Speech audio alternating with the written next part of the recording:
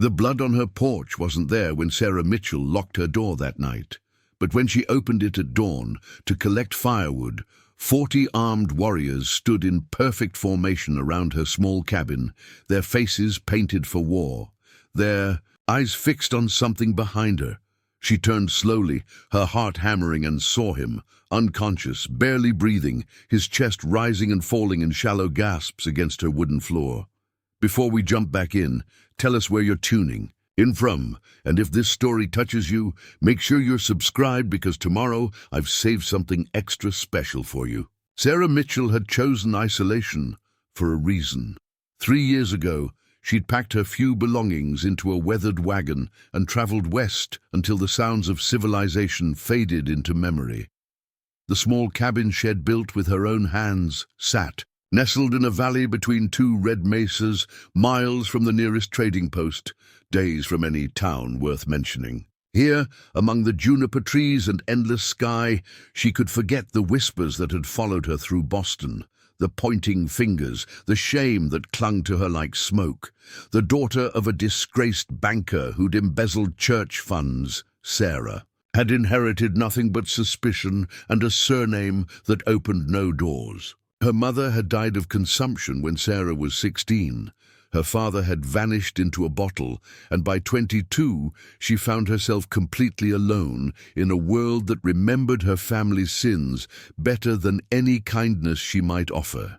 The West promised anonymity, a chance to be judged by her actions rather than her heritage. She'd learned to trap rabbits, to preserve meat through the harsh winters, to read weather patterns in the clouds that gathered over the distant mountains. Her hands, once soft from a privileged childhood, had grown calloused from splitting wood and hauling water from the creek that ran 50 yards from her door.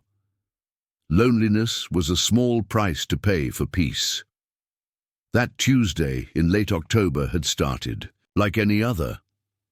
Sarah rose before dawn, fed the chickens she kept in a small coop behind the cabin, and checked the snares she'd set along the rabbit trails that crisscrossed the valley floor. The air carried the sharp bite of approaching winter, and she'd spent most of the day reinforcing the chicken coop and stacking firewood against the north wall of her cabin.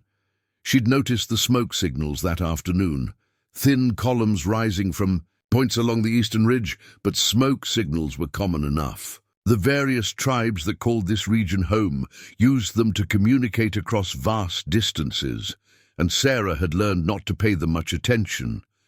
She wasn't bothering anyone, and they weren't bothering her.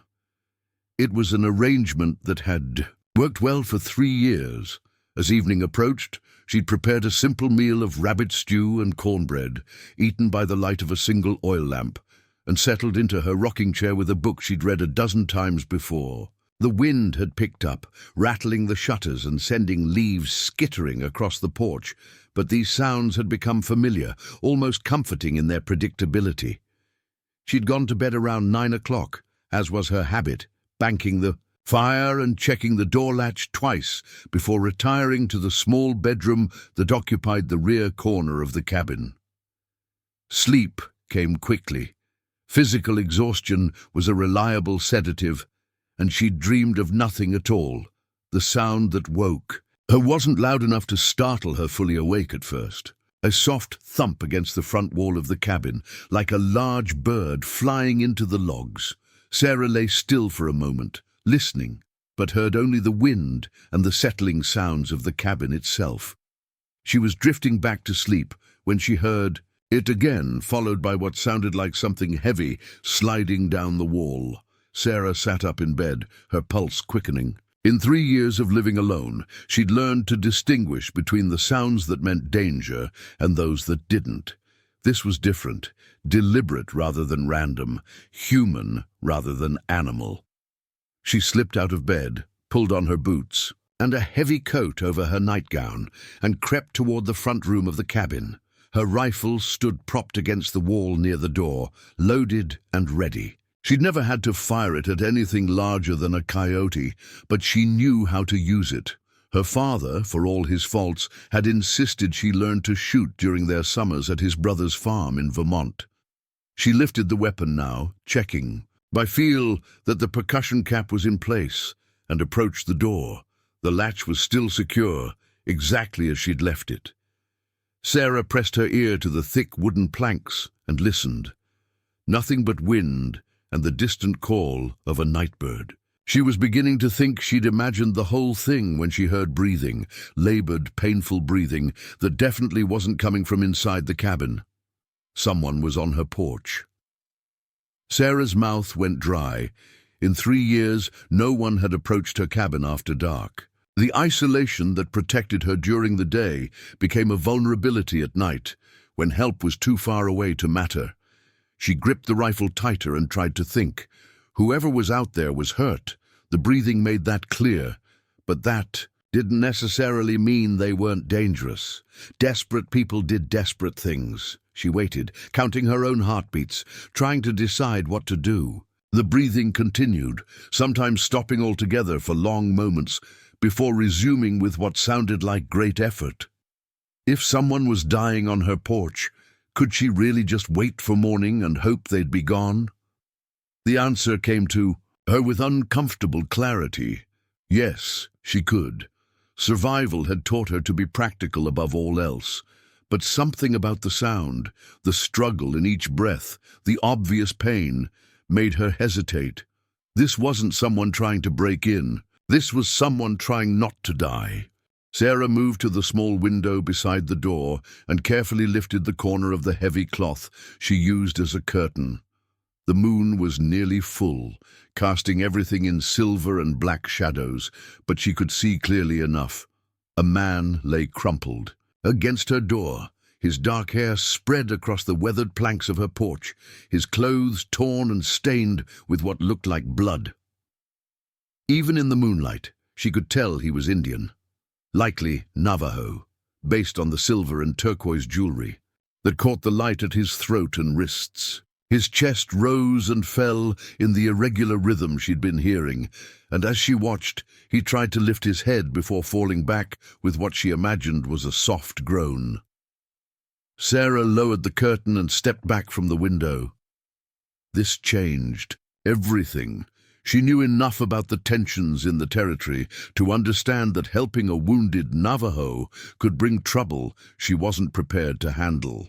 The cavalry regularly patrolled this area, supposedly to protect settlers from Indian raids, though Sarah had never felt threatened by any of the native people she'd occasionally encountered. But she also knew that leaving him to die on her porch could bring a different kind of trouble entirely. The Navajo were known to be a proud people who didn't forget debts or slights.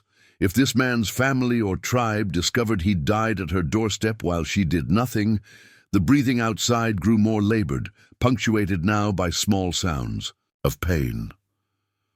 Sarah closed her eyes and made her decision. She unlatched the door and opened it just wide enough to see out. The man was unconscious now, his face pale beneath the bronze of his skin, his lips slightly blue in the moonlight. Blood had pooled beneath him, dark and thick, and she could see at least 2 wounds, one in his shoulder, another along his ribs. Both looked like bullet wounds. "Can you hear me?" she whispered, though she didn't expect an answer. The man's eyelids fluttered but didn't open. His breathing was becoming more shallow, more irregular. Whatever had happened to him, he was running out of time. Sarah propped her rifle against the doorframe and knelt beside him. Up close, she could see he was younger than she'd first thought. Probably not much older than herself. His face was angular and strong, with high cheekbones and a straight nose. He wore traditional Navajo clothing mixed with some white man's articles. A cotton shirt beneath a woven vest, leather leggings, and boots that had seen hard use. The silver concho belt around his waist was beautifully crafted, as was the turquoise and silver bracelet on his left wrist. These weren't the belongings of a poor man or a common raider. This was someone of importance, which made Sarah's situation even more precarious. She checked his wounds as best she could without moving him. Too much. The shoulder wound was bleeding steadily, but didn't appear to have hit anything vital. The one along his ribs was more concerning, deeper, with torn cloth pressed into the flesh. Both wounds were relatively fresh, probably inflicted within the last few hours. Sarah sat back on her heels and considered her options. She could drag him into the cabin and try to treat his wounds, but that would mean having an unconscious Navajo warrior in her home for who knew how long.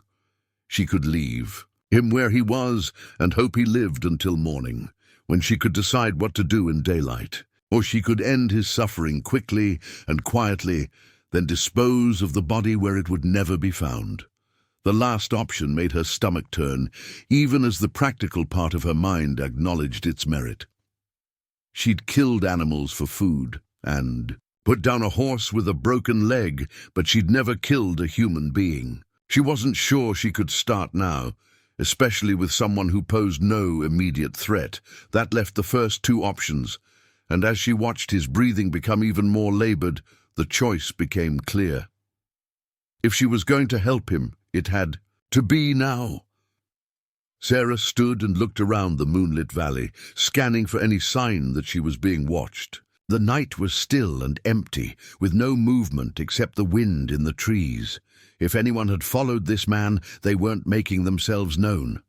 She went back into the cabin and gathered supplies, clean rags, a bottle of whiskey she kept for emergencies, needle and thread, and a sharp knife she used for skinning game. She also dragged a blanket from her bed and spread it on the floor near the fireplace, then built up the fire until it provided enough light to work by. Getting him inside was harder than she'd expected. He was dead weight, tall and solidly built, and she had to drag him across the threshold and onto the blanket in stages, stopping frequently to rest and to listen for approaching riders. By the time she got him positioned near the fire, her nightgown was soaked with sweat and stained with his blood.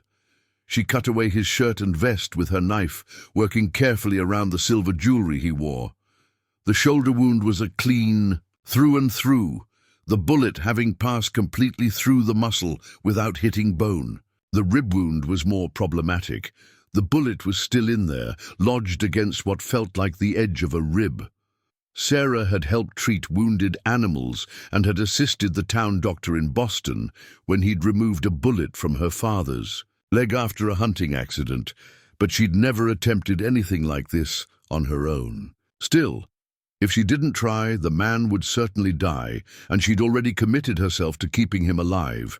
She started with the shoulder wound, cleaning it thoroughly with whiskey and examining it by firelight to make sure no cloth or debris remained inside.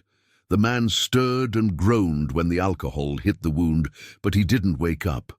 Sarah stitched the entry and exit wounds closed with small, careful stitches, trying to remember everything she'd seen the doctor do. Preparing and narrating this story took us a lot of time, so if you are enjoying it, subscribe to our channel. It means a lot to us. Now, back to the story. The rib wound was more challenging. She had to probe with her knife tip to locate a bullet, and twice she thought she felt it shift deeper when she pressed. The man's breathing became more ragged as she worked, and she began to worry that she was doing more harm than good. Finally, she managed to get the tip of her knife under the bullet and pry it loose. It came out with a rush of fresh blood, followed by what looked like bone fragments. She cleaned the wound as thoroughly as she could and stitched it closed, then bandaged both wounds with strips of clean cloth. By the time she finished, dawn was beginning to lighten the eastern sky. The man's breathing had stabilized somewhat, and his color looked better, though he remained unconscious. Sarah covered him with another blanket and sat back to survey her work. She'd done what she could. Whether it would be enough remained to be seen. Now she faced the larger question of what would happen when he woke up, and what would happen if his people came looking for him. Sarah stood and walked to the window, intending to check the sunrise and judge how much time she had before full daylight. What she saw instead made her blood freeze in her veins. They stood in perfect silence among the trees at the edge of her clearing. Warriors mounted on painted horses, their faces streaked with war paint, weapons ready in their hands. As she watched, more emerged from the shadows until she counted at least 30, possibly more.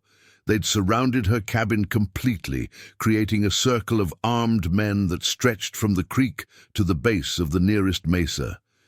They'd been there for how long? Had they watched her drag their companion inside?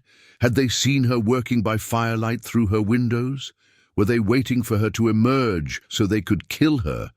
Or were they simply ensuring that their wounded friend received proper care? Sarah's hands shook as she let the curtain fall back into place. She looked down at the unconscious man on her floor, then back toward the window. Whatever happened next was out of her hands now. She'd made her choice when she decided to help him, and now she would face the consequences. The fire crackled softly in the silence, and outside, 40 warriors waited for the sun to rise. Sarah's first instinct was to barricade the door, but reason told her it was pointless. If 40 warriors wanted inside her cabin, a wooden latch wouldn't stop them. Instead, she moved quietly around the small space, extinguishing the oil lamps and reducing the fire to glowing embers. If they intended to wait, she would give them nothing to see through her windows. The wounded man stirred as the light dimmed, his head turning slightly toward the warmth of the dying fire. Sarah knelt beside him and placed a gentle hand on his forehead. His fever had broken sometime during her medical work, and his skin felt cooler, more normal. The bleeding had stopped completely, and his breathing, while still shallow, had found a steady rhythm. "You'd better live," she whispered, her voice barely audible even to herself. "Because if you die after I've done all this, those men outside are going to blame me for it." A soft sound from the porch made her freeze. Footsteps, deliberate and measured, crossing the wooden planks she'd scrubbed clean just 2 days before. Someone was approaching the door. Sarah reached for her rifle, then stopped. What good would one gun do against 40 warriors? If they meant to kill her, resistance would only ensure a more violent death. If they didn't, threatening them would certainly change their minds. 3 knocks echoed through the cabin, so soft they might have been mistaken for the wind if she hadn't been listening for them. Sarah stared at the door, her heart hammering against her ribs. In all her time in the wilderness, no one had ever knocked on her door. Visitors simply called out or waited to be acknowledged. The knocks came again, patient and respectful. Sarah glanced down at the unconscious man, then back at the door. Whatever conversation was about to happen, she needed to approach it carefully. These weren't raiders or hostile war parties. They were people who knocked and waited for permission to enter. That had to mean something. She moved to the door and spoke through the thick wood. "Who's there?" "My name is Joseph Begay," came the reply in accented but clear English. "I have come for my nephew." Sarah pressed her palm against the door, feeling the solid wood that separated her from whatever fate awaited outside. Joseph Begay. The name sounded familiar, though she couldn't place where she might have heard it. What she did know was that, if the wounded man was his nephew, this conversation had just become infinitely more complicated. "Your nephew is alive," she said, choosing her words carefully. "I've treated his wounds, but he needs rest. May I see him?" The request was so polite, so ordinary, that Sarah almost laughed. She was being surrounded by an armed war party, and their leader was asking permission to enter her home like a neighbor. "Borrowing sugar. You can see him," she said finally, "but only you. I don't want 40 men in my cabin." "I understand." Sarah took a deep breath and lifted the latch. The door swung open to reveal a man of perhaps 50 years, tall and lean, with silver threading through his black hair. He wore traditional Navajo clothing, but like his nephew, he'd mixed in some European elements. A wool coat over his woven shirt, leather boots instead of moccasins. Most notably, he carried no visible weapons. Behind him, Sarah could see the mounted warriors arranged in their perfect circle, motionless as statues in the growing daylight. They'd positioned themselves far enough from the cabin to avoid appearing immediately threatening, but close enough to respond to any signal their leader might give. Joseph Begay stepped inside and immediately moved to where his nephew lay beside the fire. He knelt and examined the young man's face, then looked at the bandages Sarah had applied. His weathered hands moved with obvious familiarity as he checked for fever and listened to his nephew's breathing. "You did good work," he said, glancing up at Sarah. "The bullets?" "I removed one from his ribs. The other went through his shoulder." Sarah remained near the door, ready to run, though there was nowhere to go. "He lost a lot of blood, but I think he'll recover if infection doesn't set in." Joseph nodded and continued his examination, lifting the blanket to check the bandages on the rib wound. "This one could have killed him. You probably saved his life." "Who is he?" Sarah asked. "And why? Was he shot?" Joseph was quiet for a long moment, his attention focused on his nephew.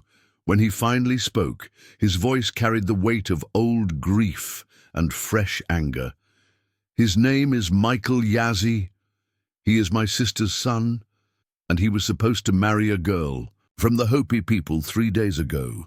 The wedding was to take place at Canyon de Chelly, where our families have gathered for such ceremonies for generations." Sarah waited for him to continue, sensing there was much more to the story.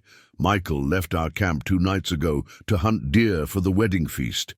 He was with 2 other young men, my own son David and our friend Robert Sosie.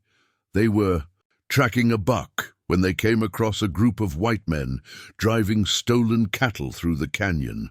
The pieces began falling into place in Sarah's mind. Cattle rustling was common in the territory, with thieves driving stolen herds through remote areas where they were unlikely to encounter law enforcement. The canyons and mesas provided perfect cover for such operations. "The men tried to hide," Joseph continued, "but the thieves had spotted them. They opened fire without warning, without trying to talk or negotiate. David and Robert were killed immediately. Michael was shot but managed to get away on his horse." Sarah felt a chill that had nothing to do with the morning air. "How do you know all this if Michael was unconscious when he got here?" "Because the thieves followed him." Joseph's voice hardened. "They tracked him for hours, trying to finish what they started. Michael's horse finally collapsed about 2 miles from here, and he had to continue on foot. The men searching for him passed close enough to our scouts that we could hear them talking." "Your scouts?" Joseph gestured toward the window, where the circle of warriors remained visible among the trees. "When Michael didn't return to camp, we sent out search parties. We've been following his trail since yesterday afternoon, staying ahead of the men who were hunting him." Sarah began to understand the true scope of what had happened. This wasn't just about one wounded man. It was about murder, theft, and a pursuit that had led a war party directly to her door. "The men who shot him," she said. "Where are they now?" "Gone, as far as we can tell. They gave up the search around midnight and headed south, probably planning to put distance between themselves and the scene of their crime." Joseph's expression was grim. "They don't know we saw them, and they don't know Michael survived. But you do know who they were. Some of them. There's a man named Fletcher who's been running cattle through this area for months. The territorial authorities know about him, but haven't been able to catch him in the act. What they don't know is that he's been killing Indians to keep his activities secret." Sarah absorbed this information, trying to understand her position in what was clearly a much larger conflict. "What happens now?" Joseph stood and walked to the window, careful to stay out of direct sight of his own men. "That depends on several things. Michael's condition, for one. Whether the authorities will believe our word against Fletcher's, for another. You're going to report this to the cavalry? We have to try. David and Robert have families who deserve justice. But you know as well as I do how these things usually end. A white man's word against an Indian's, especially when money is involved." His tone suggested he held little hope for official justice. Sarah found herself in an impossible situation. By helping Michael, she'd made herself a witness to events that could have far-reaching consequences. If Fletcher learned she'd treated the surviving witness to his crimes, her isolated cabin would become a target. If the authorities became involved, she'd be caught between competing versions of the truth. "Why did Michael come here?" she asked. "How did he even know about my cabin?" Joseph turned from the window, his expression thoughtful. "He probably didn't. When a man is wounded and running for his life, he goes toward the first light he sees. Your cabin was the only safe place for miles." "Safe," Sarah repeated, with more irony than she intended. "He collapsed on the porch of a complete stranger, and now there are 40 armed warriors outside my door. I'm not sure either of us is particularly safe right now." "My men aren't here to threaten you," Joseph said. "They're here to protect Michael, and now to protect you as well." "Protect me from what?" "From Fletcher's men if they decide to come back. From cavalry patrols who might not understand why you're harboring a wounded Indian. From anyone who might see this situation as an opportunity to cause trouble between our peoples." The implication was clear. By helping Michael, Sarah had made herself part of a conflict much larger than herself. She was no longer just an isolated woman trying to live quietly. She was someone who possessed information that powerful men might kill to suppress. Michael stirred on his blanket, his eyelids fluttering as consciousness began to return. Joseph immediately knelt beside him, speaking softly in Navajo. The wounded man's eyes opened slowly, unfocused at first, then sharpening as he recognized his uncle's voice. Sarah watched the reunion from across the room, understanding none of the words but recognizing the relief in both men's voices. Michael tried to sit up, wincing as the movement pulled at his stitches, but Joseph pressed him gently back down. "Rest," Joseph said, switching to English. "You're safe now." Michael's gaze found Sarah, studying her with dark eyes that missed nothing.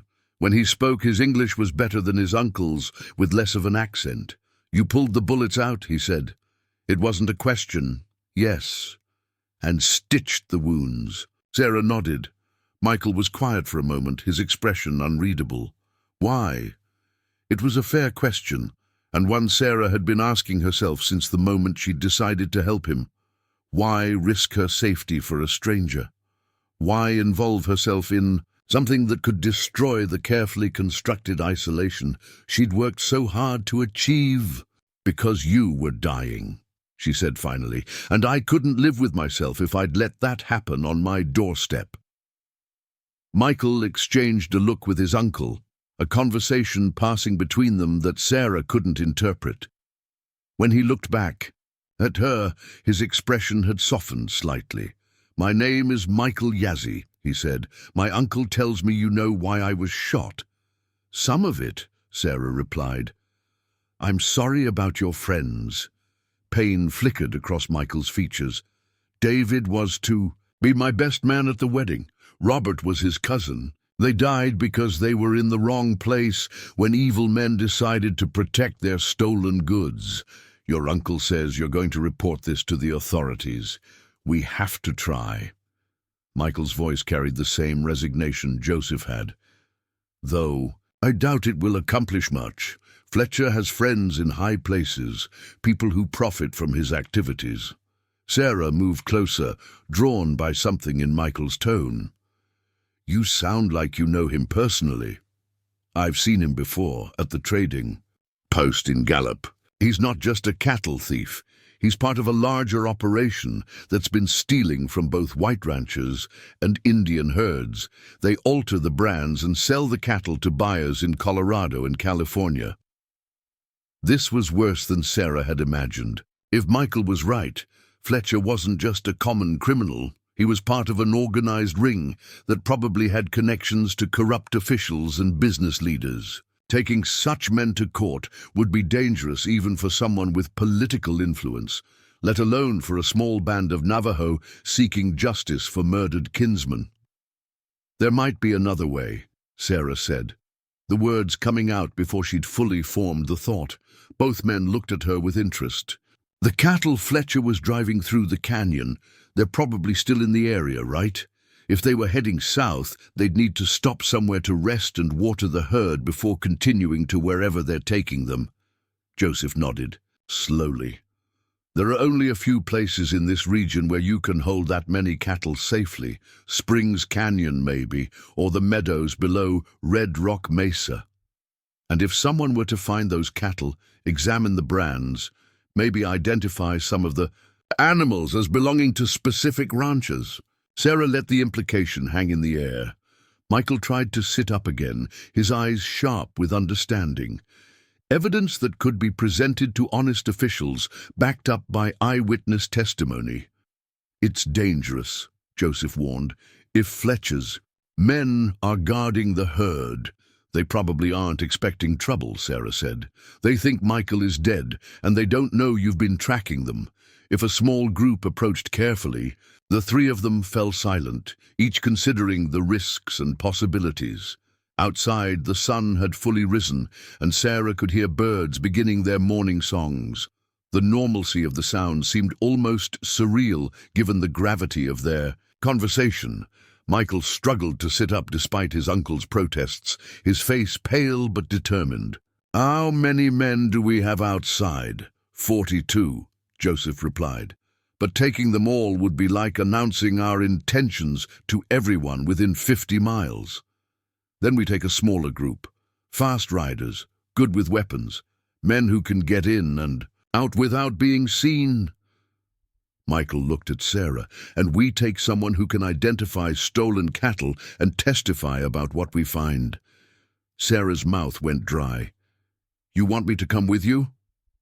"You're the one who suggested it," Michael pointed out. "And you're the only white person involved who doesn't have a stake in Fletcher's operation. Your testimony would carry weight that ours might not." The request was both logical and terrifying. Sarah had spent 3 years avoiding exactly this kind of entanglement, the kind of involvement that would force her back into a world where her family name and history mattered.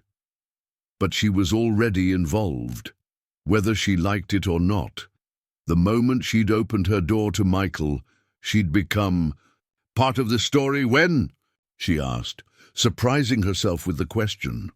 Joseph and Michael exchanged another look, this one carrying a different kind of energy, the focused intensity of men planning action rather than merely discussing possibilities. "Today," Michael said, "before Fletcher has time to move the herd too far, and before word spreads that someone survived the shooting." Sarah walked to her window and looked out at the circle of warriors, seeing them now with different eyes. They weren't a threat or an occupying force. They were partners in what could become either justice or disaster, depending on how the next few hours unfolded. "I'll need time to prepare," she said, "and I'll need assurance that if this goes wrong, if we're caught or killed, someone will know what really happened."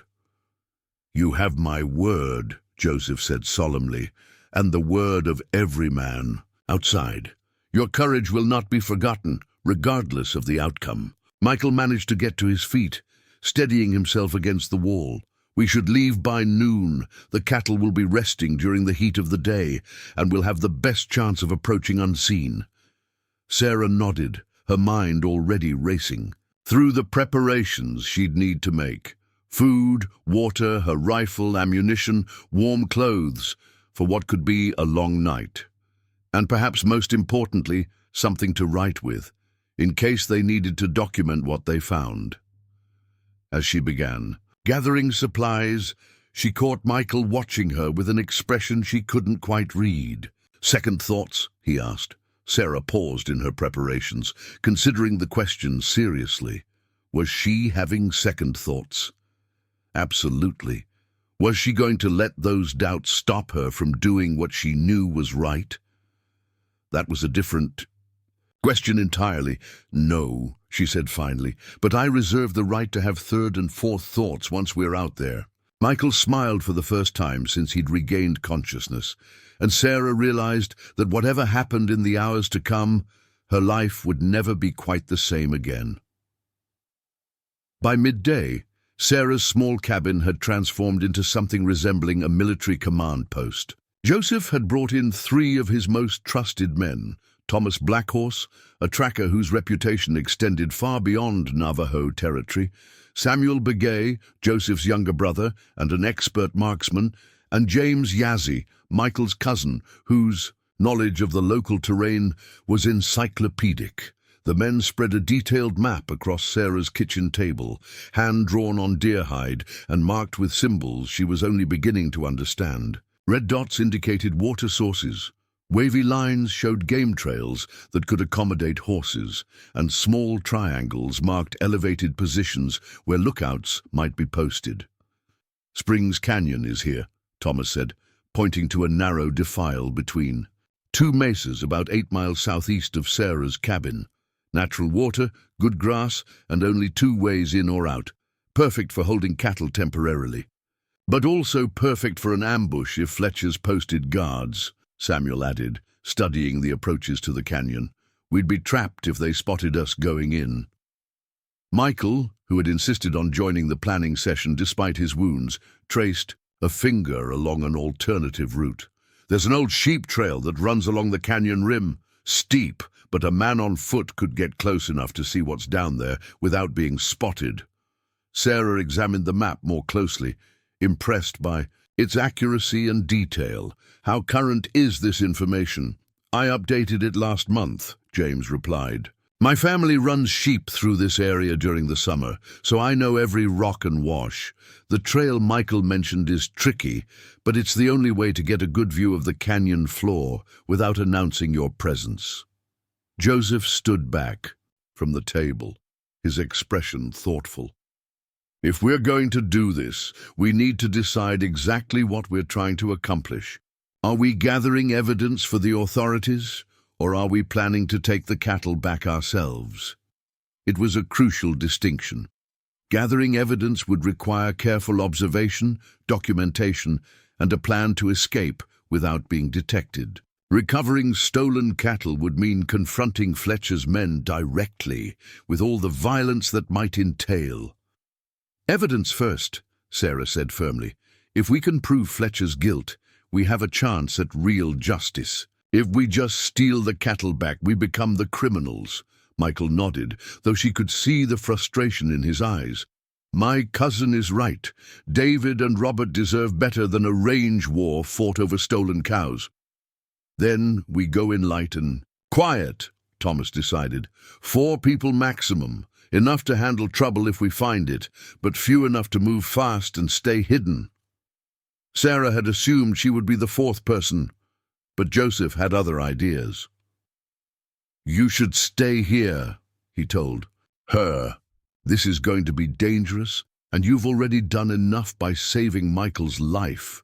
"No," Sarah replied, her voice carrying more authority than she felt.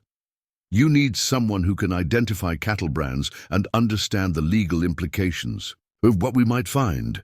None of you have that knowledge." "She's right," Michael said, earning a sharp look from his uncle. "Sarah knows about ranching from her time back east. She can tell us which brands have been altered and what the original marks were." This wasn't entirely true. Sarah's knowledge of cattle came from books and conversations rather than direct experience. But she wasn't about to correct him. The men needed to believe she was essential to the mission, or they'd leave her behind for her own safety. Thomas studied the map again, calculating distances and timing. "If we leave now, we can be in position above the canyon by late afternoon. That gives us time to observe the situation and plan our approach before dark." "And if there are guards?" Samuel asked. "We improvise," Michael said grimly. "But we don't kill anyone unless our lives depend on it. The moment we spill blood, this becomes a war instead of a search for justice." Sarah appreciated his restraint, though she wondered how realistic it was. Men who murdered witnesses to protect a criminal enterprise weren't likely to surrender peacefully if confronted by the people they thought they'd killed. The team spent another hour refining their plan, studying the map and checking equipment. Sarah packed her rifle, ammunition, field glasses her father had given her years ago, and a leather journal where she could record details about any evidence they discovered. The men carried traditional weapons, bows, knives, and tomahawks, along. With more modern firearms, Joseph would remain at the cabin with the majority of his warriors, ready to provide support if the reconnaissance team ran into trouble. More importantly, he would serve as a witness to what had happened if none of them returned. "One more thing," Sarah said as they prepared to leave. "If we find the cattle, we need to think about what comes next. Evidence is only useful if it reaches the right people." Michael tested his wounds by stretching carefully, wincing but apparently satisfied with his mobility. "There's a federal marshal in Santa Fe named Richardson. He's one of the few officials in the territory who can't be bought. If we can get evidence to him—" "That's a long ride from here," Thomas observed, "and Fletcher's people will have time to move the cattle and cover their tracks. Then we need to move fast," Sarah said. "Get the evidence, get out, and get to Santa Fe before Fletcher knows what happened." They rode out at 2 o'clock, the afternoon sun beating down on the red rock landscape with uncomfortable intensity. Sarah had borrowed one of Joseph's horses, a sturdy mare with intelligent eyes and a steady gait. She'd done some riding in Boston, but nothing had prepared her for navigating the rough terrain of mesa country. Thomas led the way, following game trails that seemed invisible to Sarah, but were apparently as clear as roads to him. They moved, in single file, with long gaps between riders to minimize their visibility from a distance. The horses seemed to understand the need for stealth, their hooves finding solid ground instinctively and rarely dislodging loose rocks that might betray their presence. After an hour of riding, they reached a high plateau that offered a view of the surrounding country. Thomas called a halt and produced a brass telescope, scanning the landscape methodically before passing it to the others. "There," he said, pointing southeast toward a gap between two red sandstone formations. "Smoke, very faint. Someone's got a camp in Springs Canyon." Sarah took the telescope and studied the area he'd indicated. At first, she saw nothing but rock and shadow, but then she caught it, a thin wisp of smoke rising from somewhere within the canyon. It was barely visible, the kind of small fire someone might use for cooking rather than warmth. "Could be anyone," Samuel said when he'd had his turn with the telescope. "Travelers, other Indians, even cavalry on patrol." "Only one way to find out," Michael replied, though Sarah noticed he was favoring his wounded side as he remounted his horse. They continued toward the canyon, following increasingly narrow trails that wound between towering rock formations. The landscape seemed designed to conceal secrets. Every turn revealed new hidden valleys, every ridge offered a dozen different routes that could lead either to safety or ambush. As they approached the canyon rim, Thomas dismounted and gestured for the others to do the same. "From here we go on foot," he whispered. "The horses stay here with Samuel. If we're not back by full dark, he rides to Joseph with word of what we found." Sarah's mouth felt dry as sand as she checked her rifle and shouldered her pack. The reality of what they were attempting was becoming clearer with each step. If Fletcher's men were indeed camped in the canyon below, and if they had any reason to suspect they were being watched, the reconnaissance team would find themselves trapped on the canyon rim, with nowhere to run.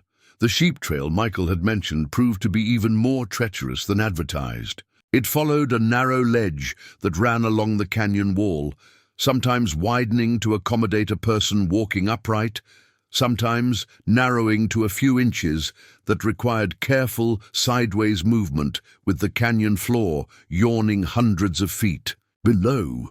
Sarah tried not to look down as they made their way along the ledge, focusing instead on Thomas's steady progress ahead of her. The Navajo moved with the confidence of someone who'd spent his life in such terrain, never hesitating, never seeming to doubt his footing on the crumbling sandstone. After what felt like hours, but was probably only 30 minutes. Thomas stopped and held up a hand for silence. They'd reached a point where the ledge widened into a small natural platform, hidden from below by an overhang, but offering a clear view of the canyon floor. What they saw there made Sarah's heart race with a mixture of vindication and fear. Nearly 200 head of cattle grazed in the canyon bottom, tended by 4 men on horseback who moved with the casual confidence of people who believed themselves unobserved. The cattle bore a variety of brands, some clearly altered with running irons to disguise their original ownership, but it was the camp that made Sarah realize the full scope of Fletcher's operation. A dozen men lounged around 3 separate fires, their horses picketed nearby in military-style precision. These weren't simple cattle rustlers. They were an organized force capable of moving large herds across hundreds of miles of difficult terrain. Michael crept forward to Sarah's position and handed her the telescope. "Can you identify any of the brands from here?" Sarah studied the cattle through the lens, focusing on the animals closest to their position. Many of the brands had been skillfully altered, but the changes were still visible to someone who knew what to look for.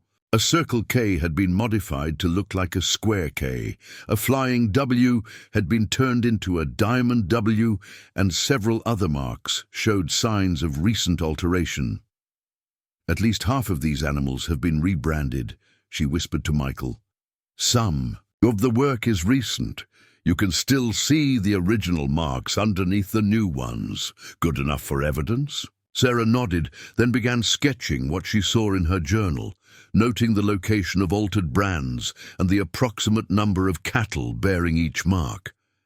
It was painstaking work, made more difficult by the need to remain hidden while observing. Animals that moved constantly across the canyon floor. As she worked, Thomas and Michael studied the camp below, counting men and weapons, noting the positions of guards and the layout of the temporary settlement. What they discovered was both encouraging and alarming. "They're not expecting trouble," Michael whispered. "Only 2 men are watching, and they're watching the canyon entrances, not the rim." "But there are more of them than we thought," Thomas added. 15 men, maybe 16, all armed, all mounted. If they wanted to pursue someone, they could cover a lot of ground very quickly. Sarah finished her sketches and closed the journal. "I've got enough evidence to convince an honest judge that these cattle are stolen. The question is whether we can get this information to Santa Fe before Fletcher moves the herd." "They'll probably move tomorrow," Michael said, studying the afternoon. Shadows. "Cattle need rest and water after a long drive, but they won't keep them here longer than necessary.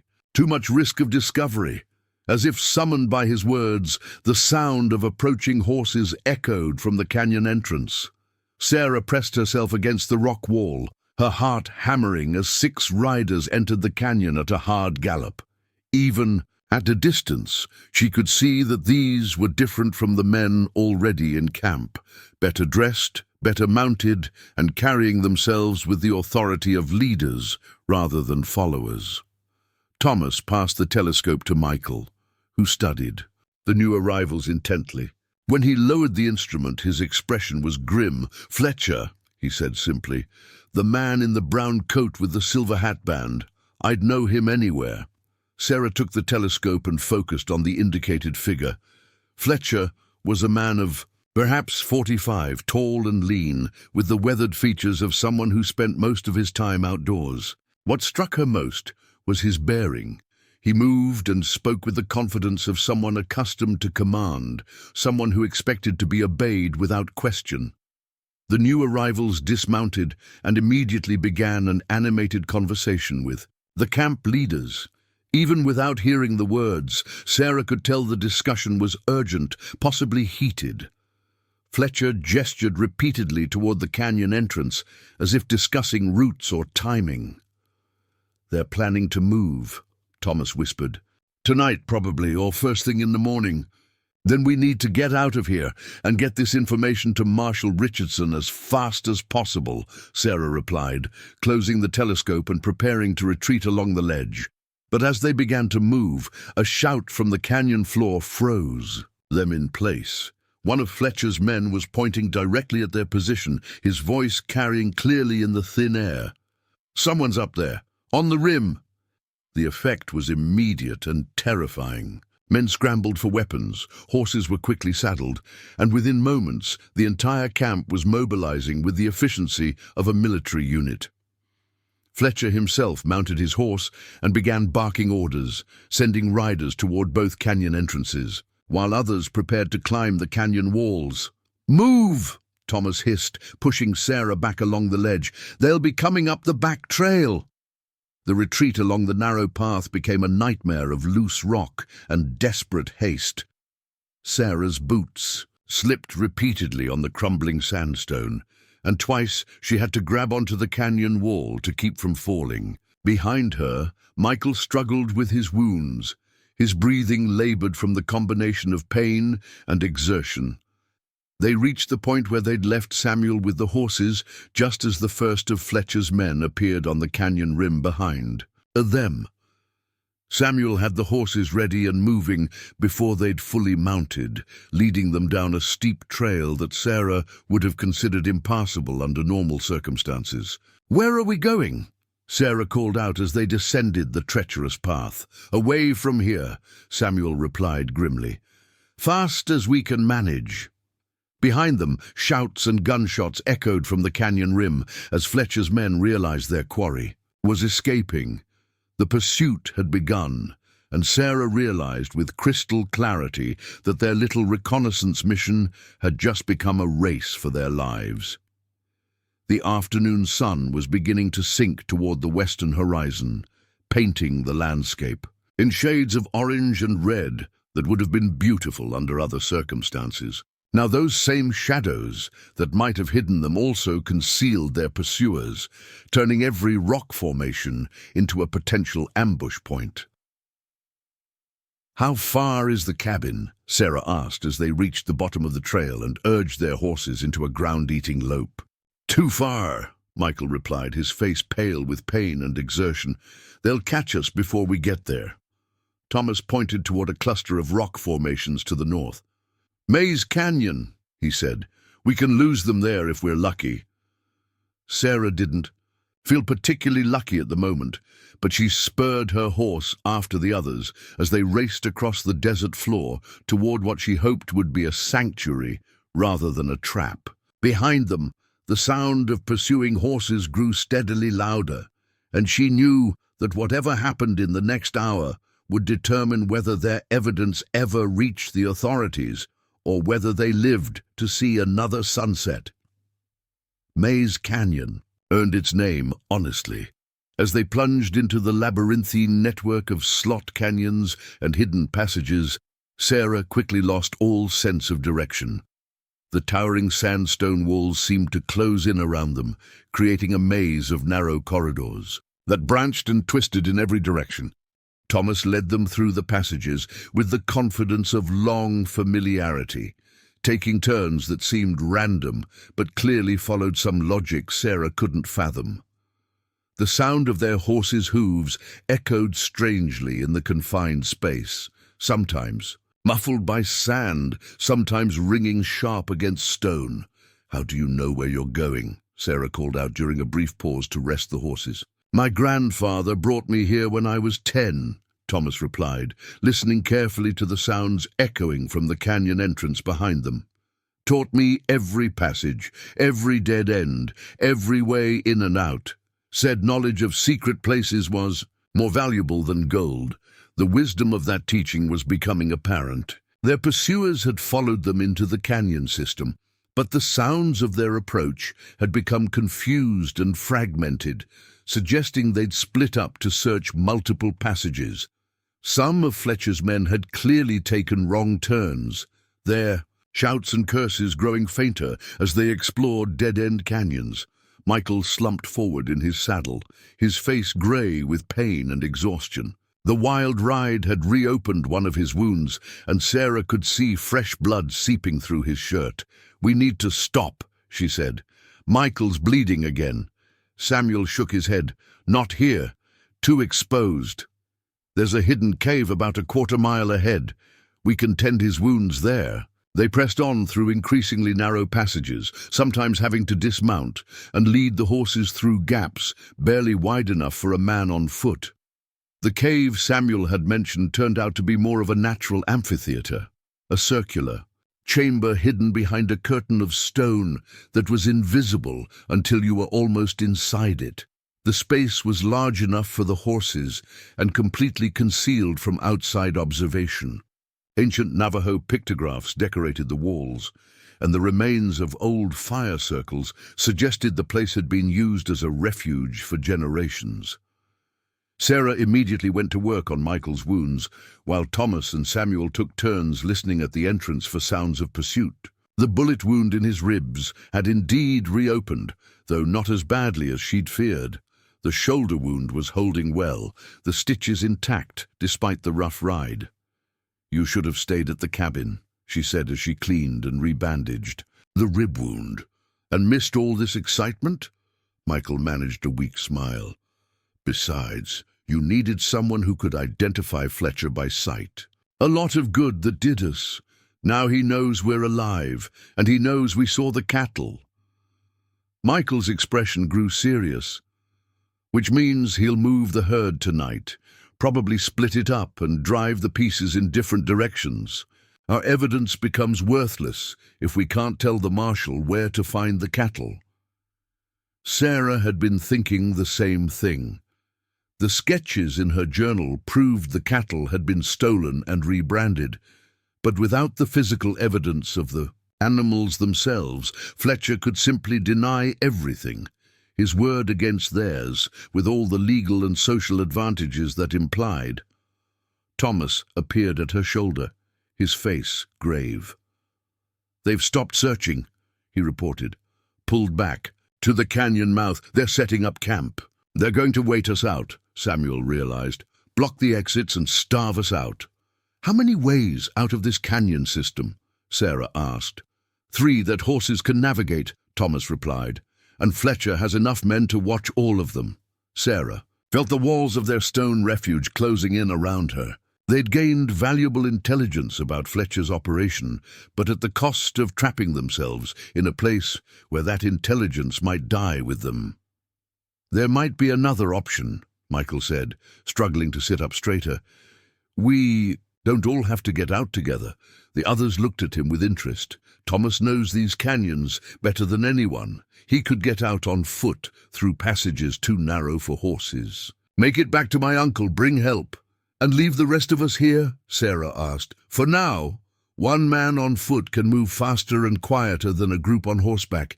If Thomas can reach Joseph, they can hit Fletcher's camp from behind while his men are watching the canyon exits." It was a desperate plan, but Sarah could see the logic in it. Fletcher's forces were divided, some watching the canyon exits, others guarding the cattle, still others searching for the fugitives. A coordinated attack from multiple directions might succeed where a frontal assault would fail. Thomas nodded slowly. "It could work. There's a passage about 50 feet up the north wall. Too narrow for horses, but a man can squeeze through if he doesn't mind tight spaces. Comes out near Eagle Rock, about 3 miles from your cabin." "How long?" Samuel asked. 2 hours to get out. Another hour to reach Joseph and explain the situation. If they move fast, they could be in position by midnight." Sarah looked around the hidden chamber, calculating odds and alternatives. "What about us? Do we just sit here and wait?" "Not exactly," Michael said, his voice gaining strength as the plan took shape. "We keep Fletcher's men focused on the canyon exits, make them think we're still trying to escape with the horses. Meanwhile, Thomas gets word to my uncle about the cattle location. And if something goes wrong," Sarah pressed, "if Thomas doesn't make it, or if Joseph can't mount a rescue, then we fight our way out," Samuel said simply. "Better to die fighting than to be trapped like animals." The casual way he spoke about dying made Sarah's stomach clench, but she forced herself to consider the alternatives. Fletcher couldn't afford to let them live. They'd seen too much, knew too much about his operation. If they were captured, they'd be killed regardless of whether they surrendered peacefully. Thomas began preparing for his climb, stripping down to essentials and wrapping his boots in cloth to muffle any sound they might make against the stone. He left his rifle with Samuel, but kept his knife and a small bow with a handful of arrows. "If you don't hear from us by dawn," Michael told him, "assume we're dead and get that information to Marshal Richardson yourself." Thomas clasped his friend's shoulder. "You'll hear from us. Joseph doesn't leave family behind." He disappeared into the shadows at the back of the chamber, and within moments Sarah could hear him climbing, the soft scrape of cloth against stone growing fainter until it faded entirely. They were on their own. The waiting was the hardest part. Samuel positioned himself at the entrance to the chamber, watching for any sign that Fletcher's men had discovered their hiding place. Michael dozed fitfully, his body trying to heal from wounds and exhaustion. Sarah sat with her journal, adding details to her sketches and trying to organize her thoughts for the testimony she hoped to give. As darkness fell, the sounds from outside the canyon system changed. Horses moving at speed, men calling to each other across distances, the organized activity of a large group preparing for movement. Fletcher was indeed moving the cattle, just as Michael had predicted.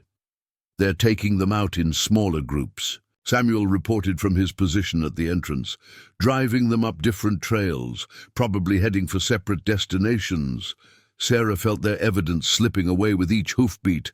Even if they survived the night and reached Marshal Richardson, what proof would they have beyond her sketches and their testimony? Fletcher was destroying the physical evidence as they watched. "There's something else," Samuel added, his voice tight with concern. "Riders heading toward your cabin, at least 6 of them moving fast." Sarah's blood went cold. Joseph and the warriors left to guard the cabin were formidable fighters, but they weren't expecting a direct assault. If Fletcher had decided to eliminate all potential witnesses, "We have to warn them," she said, standing abruptly. "How?" Michael asked. "Thomas is already committed to his route, and we can't reach the cabin before Fletcher's men do." "Signal fire," Samuel suggested. "There's high ground about half a mile north of here. A fire built on the peak would be visible from the cabin. And from Fletcher's camp," Michael pointed out, "we'd be giving away our position." "We're trapped here anyway," Sarah argued. "At least this way we might save some lives."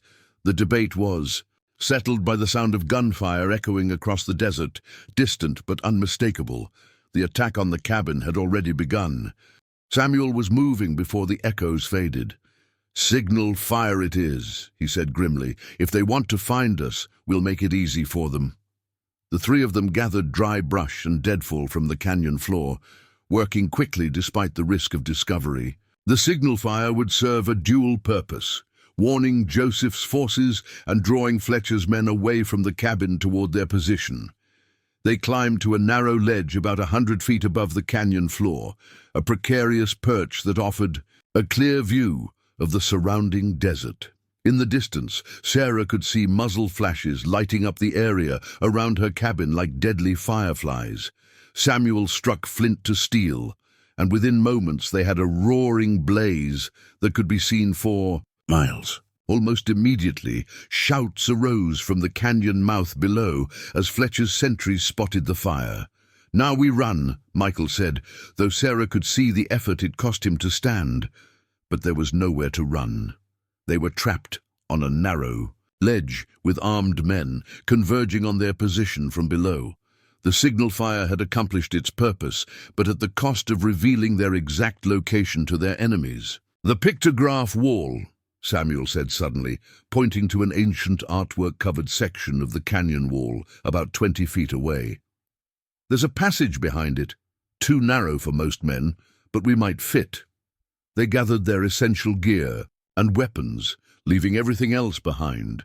The passage Samuel had spotted was indeed narrow, a crack in the stone that looked like decoration from a distance, but opened into a tight squeeze that led deeper into the canyon system. Sarah went first, her smaller frame making her the logical choice to test whether the passage was navigable. The walls pressed against her shoulders on both sides, and twice she had to exhale completely to squeeze through particularly narrow sections. Behind her she could hear Michael struggling with both his wounds and the tight confines of the passage. "You." Crack opened into another chamber, this one smaller than their previous refuge, but offering multiple exits. Ancient storage jars lined the walls, and the air carried the musty smell of centuries-old habitation. "Ancestral Puebloan ruins," Samuel whispered as they caught their breath. These people knew how to build hidey holes. The sound of pursuit was growing closer, Fletcher's men having reached the signal fire and discovered the narrow passage. Sarah could hear voices echoing strangely through the stone corridors, distorted by the acoustics, but clearly getting nearer. "They'll find us eventually," Michael said, checking his pistol. "This place isn't big enough to hide in forever." "Then we make our stand here," Samuel replied, positioning himself to cover the passage they'd just emerged from.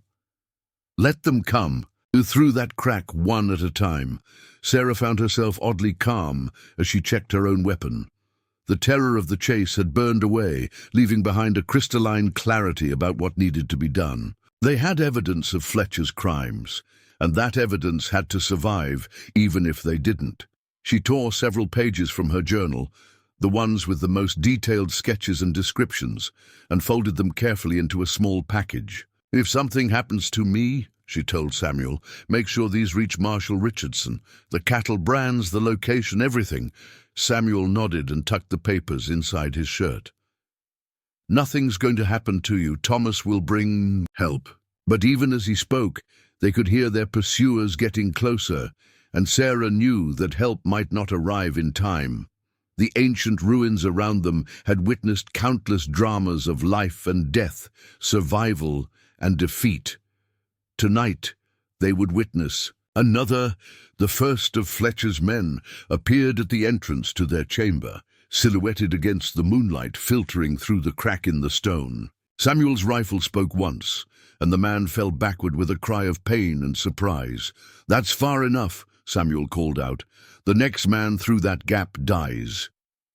A voice answered from the passage, cultured, confident, unmistakably Fletcher himself. "You're only delaying the inevitable. Come out now, and I promise you'll die quickly." "We've got a better offer," Michael replied, his voice carrying clearly through the stone chamber.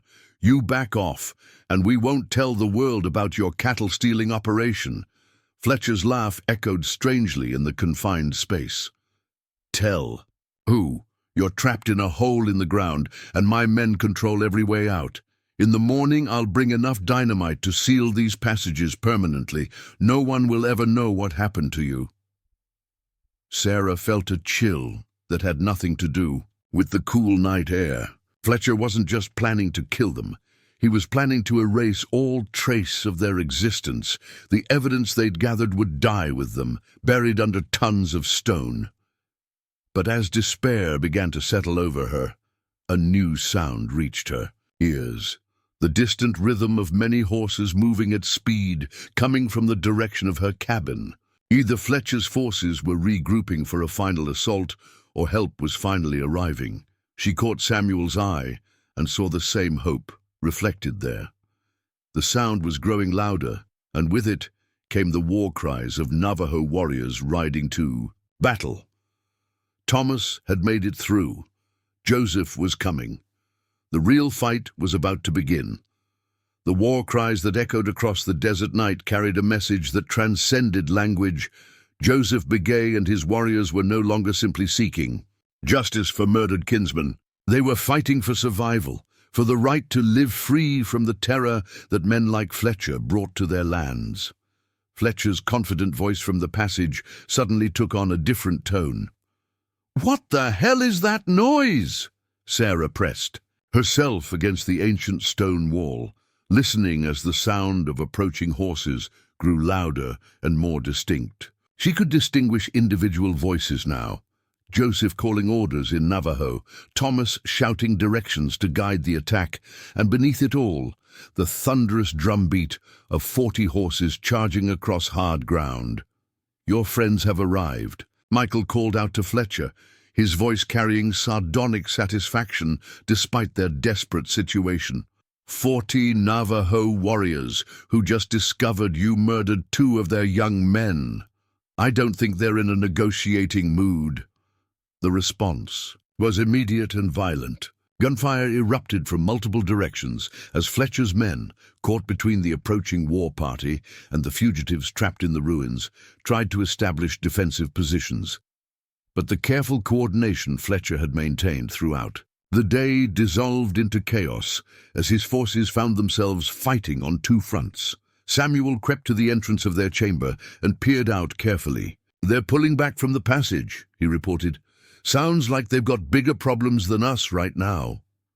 Through the narrow crack in the stone, Sarah could see muzzle flashes lighting up the night sky like a deadly fireworks display. The battle was spreading across the entire canyon system, with Fletcher's men trying to reach their horses while Joseph's warriors cut off their escape routes. "We need to get out of here," Michael said, struggling to his feet. "If Joseph's men don't know where we are, they might mistake us for Fletcher's people in the dark." Samuel nodded, but before he could respond, a new voice echoed through the passage, Thomas, calling out in Navajo and then switching to English. "Sarah, Michael, if you can hear me, answer. We're coming for you." "Here," Sarah shouted back, her voice cracking with relief. "We're in the ruins." The next few minutes passed in a blur of activity. Thomas appeared at the entrance to their chamber, followed by 2 other warriors Sarah didn't recognize. They helped Michael to his feet and guided the group through a different passage, one that led directly to where Joseph had positioned his forces. They emerged from the ruins to find themselves in the middle of a battlefield that stretched across the entire canyon mouth.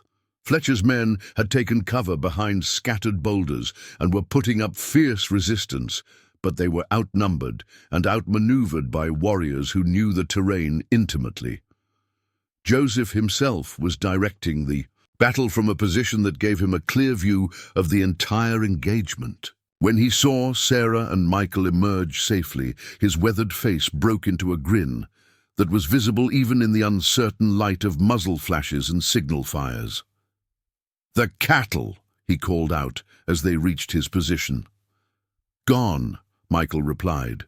Grimly, Fletcher started moving them as soon as he knew we'd seen them, split the herd into smaller groups, sent them in different directions. Joseph's expression darkened. "Then we capture Fletcher alive, make him tell us where the cattle went." But even as he spoke, a new development changed the tactical situation entirely. A bugle call echoed across the desert from the east. The distinctive sound of a U.S. cavalry patrol approaching at speed. "Reinforcements?" Samuel asked hopefully. Thomas shook his head, his expression grim. "Wrong direction. That's coming from Fort Sumner. If cavalry gets here, they'll arrest us all and let Fletcher's men go free."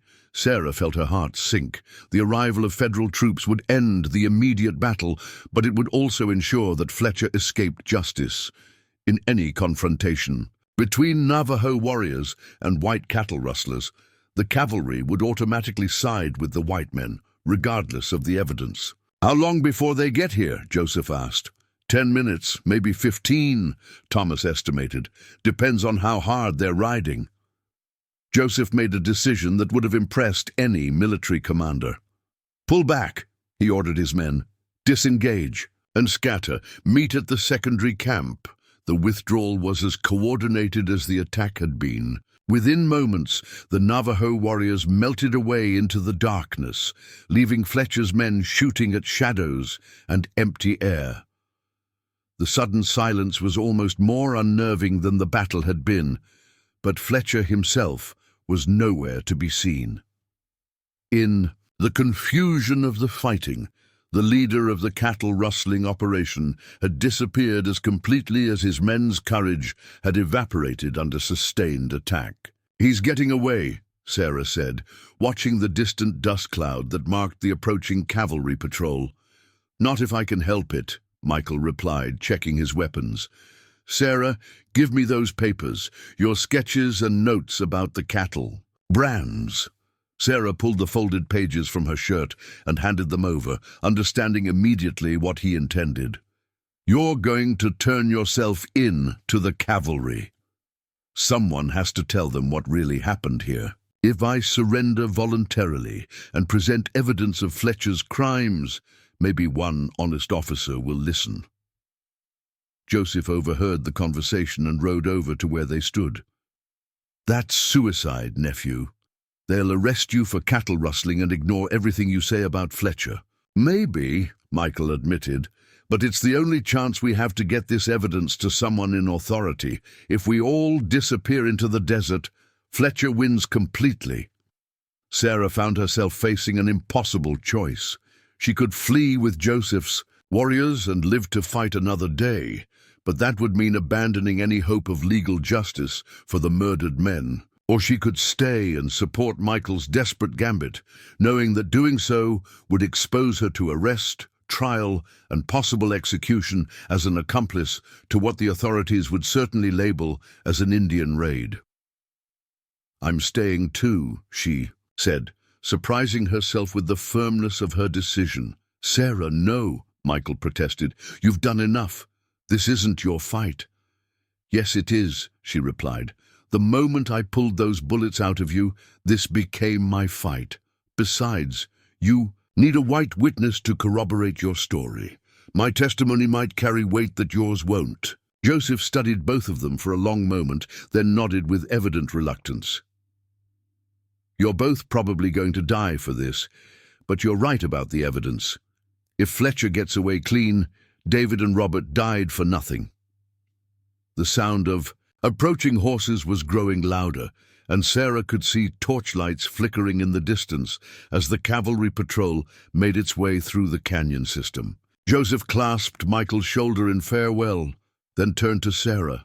"You saved my nephew's life," he said formally. "That creates a debt between our peoples that will not be forgotten. If you survive this night, you will always have friends among the Diné." With that, he wheeled his horse around and disappeared into the darkness, followed by the last of his warriors. Thomas lingered just long enough to press a small carved token into Sarah's hand, a turquoise bear that felt warm from his touch. "For luck," he said simply. Then he too vanished into the night.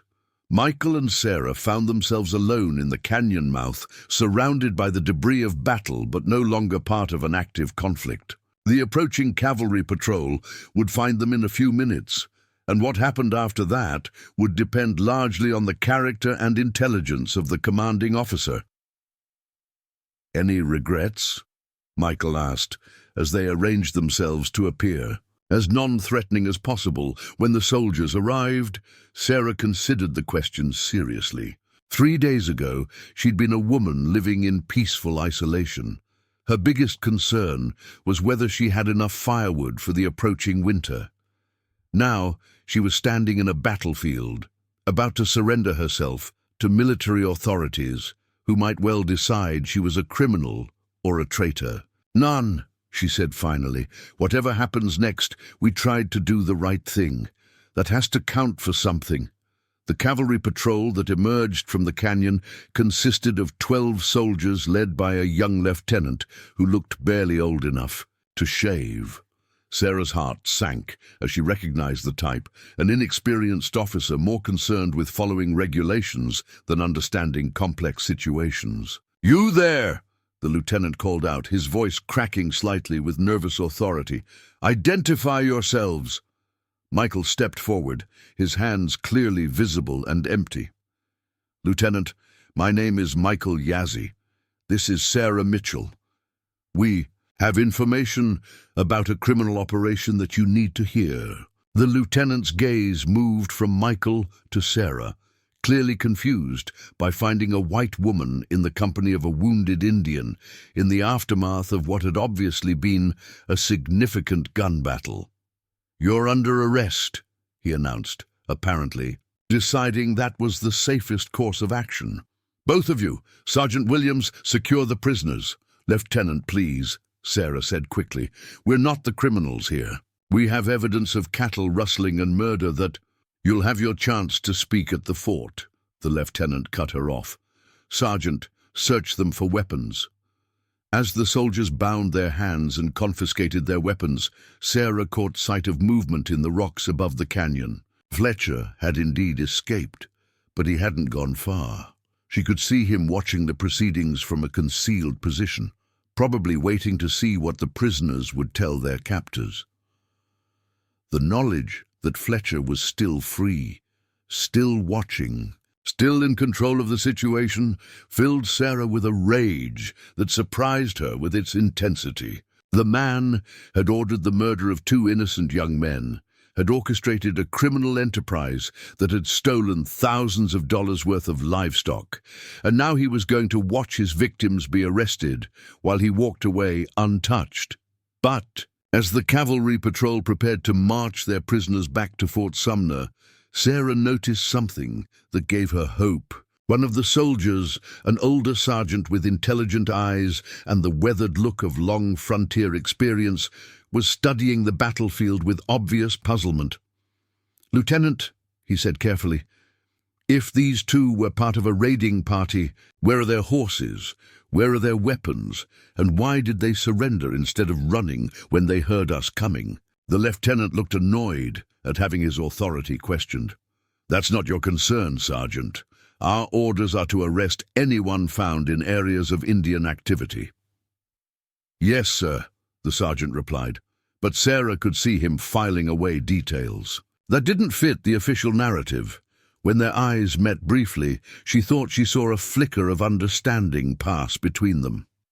The march to Fort Sumner took most of the night, with brief stops to rest the horses and allow the prisoners to drink water.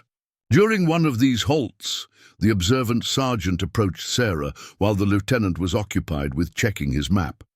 "Ma'am," he said quietly, "I've been soldiering in this territory for 8 years, and I've learned to tell the difference between raiders and victims. You want to tell me what really happened back there?" Sarah glanced around to make sure they wouldn't be overheard, then quickly outlined the events of the past few days. Michael's escape from Fletcher's men, the evidence they'd gathered about the stolen cattle, and the attack that had led to the gun battle the patrol had discovered. The sergeant listened without interruption, his expression growing darker as the story unfolded. When she finished, he was quiet for a long moment. "Fletcher," he said finally, "we've been trying to catch that bastard for months. Every time we get close, he disappears like smoke, and somehow the witnesses end up dead or too scared to talk. You believe me?" "Ma'am, I've seen enough of Fletcher's work to know a setup when I hear one. The question is whether I can convince Lieutenant Morrison to listen to reason instead of just following regulations." That conversation gave Sarah her first real hope since their surrender. If they could reach Fort Sumner alive, if they could find honest officers willing to listen to evidence instead of prejudice, they might still have a chance to see justice done. But as they resumed their march through the pre-dawn darkness, Sarah couldn't shake the feeling that they were being watched. Fletcher had too much at stake to simply let them reach the fort with their evidence intact. The real danger might not be military justice, but an ambush designed to silence them permanently before they could tell their story to anyone who mattered. The eastern sky was beginning to show the first pale hints of dawn when the fort's walls finally came into view. Sarah had never been so grateful to see a military installation in her life, but she also knew that their real trial was just beginning.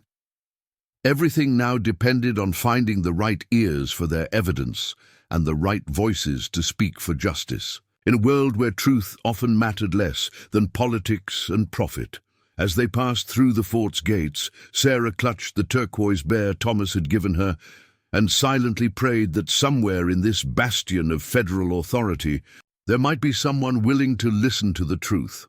Fort Sumner, in the pale light of dawn, looked like exactly what it was: a lonely outpost of federal authority in a vast wilderness where civilization's grip remained tenuous at best.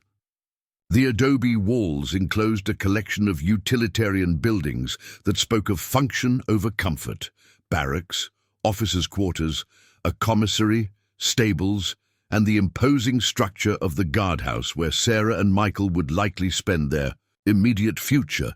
Colonel James Harrison, the fort's commanding officer, was already awake and reviewing reports when Lieutenant Morrison delivered his prisoners. Sarah's first impression of Harrison was encouraging. He had the bearing of a career soldier, but his eyes held the intelligence of someone who understood that frontier justice required more nuance than military regulations typically allowed. "Lieutenant, Morrison reports that you claim to have evidence of criminal activity," Harrison said, without preamble, as Sarah and Michael stood before his desk in the fort's administrative building.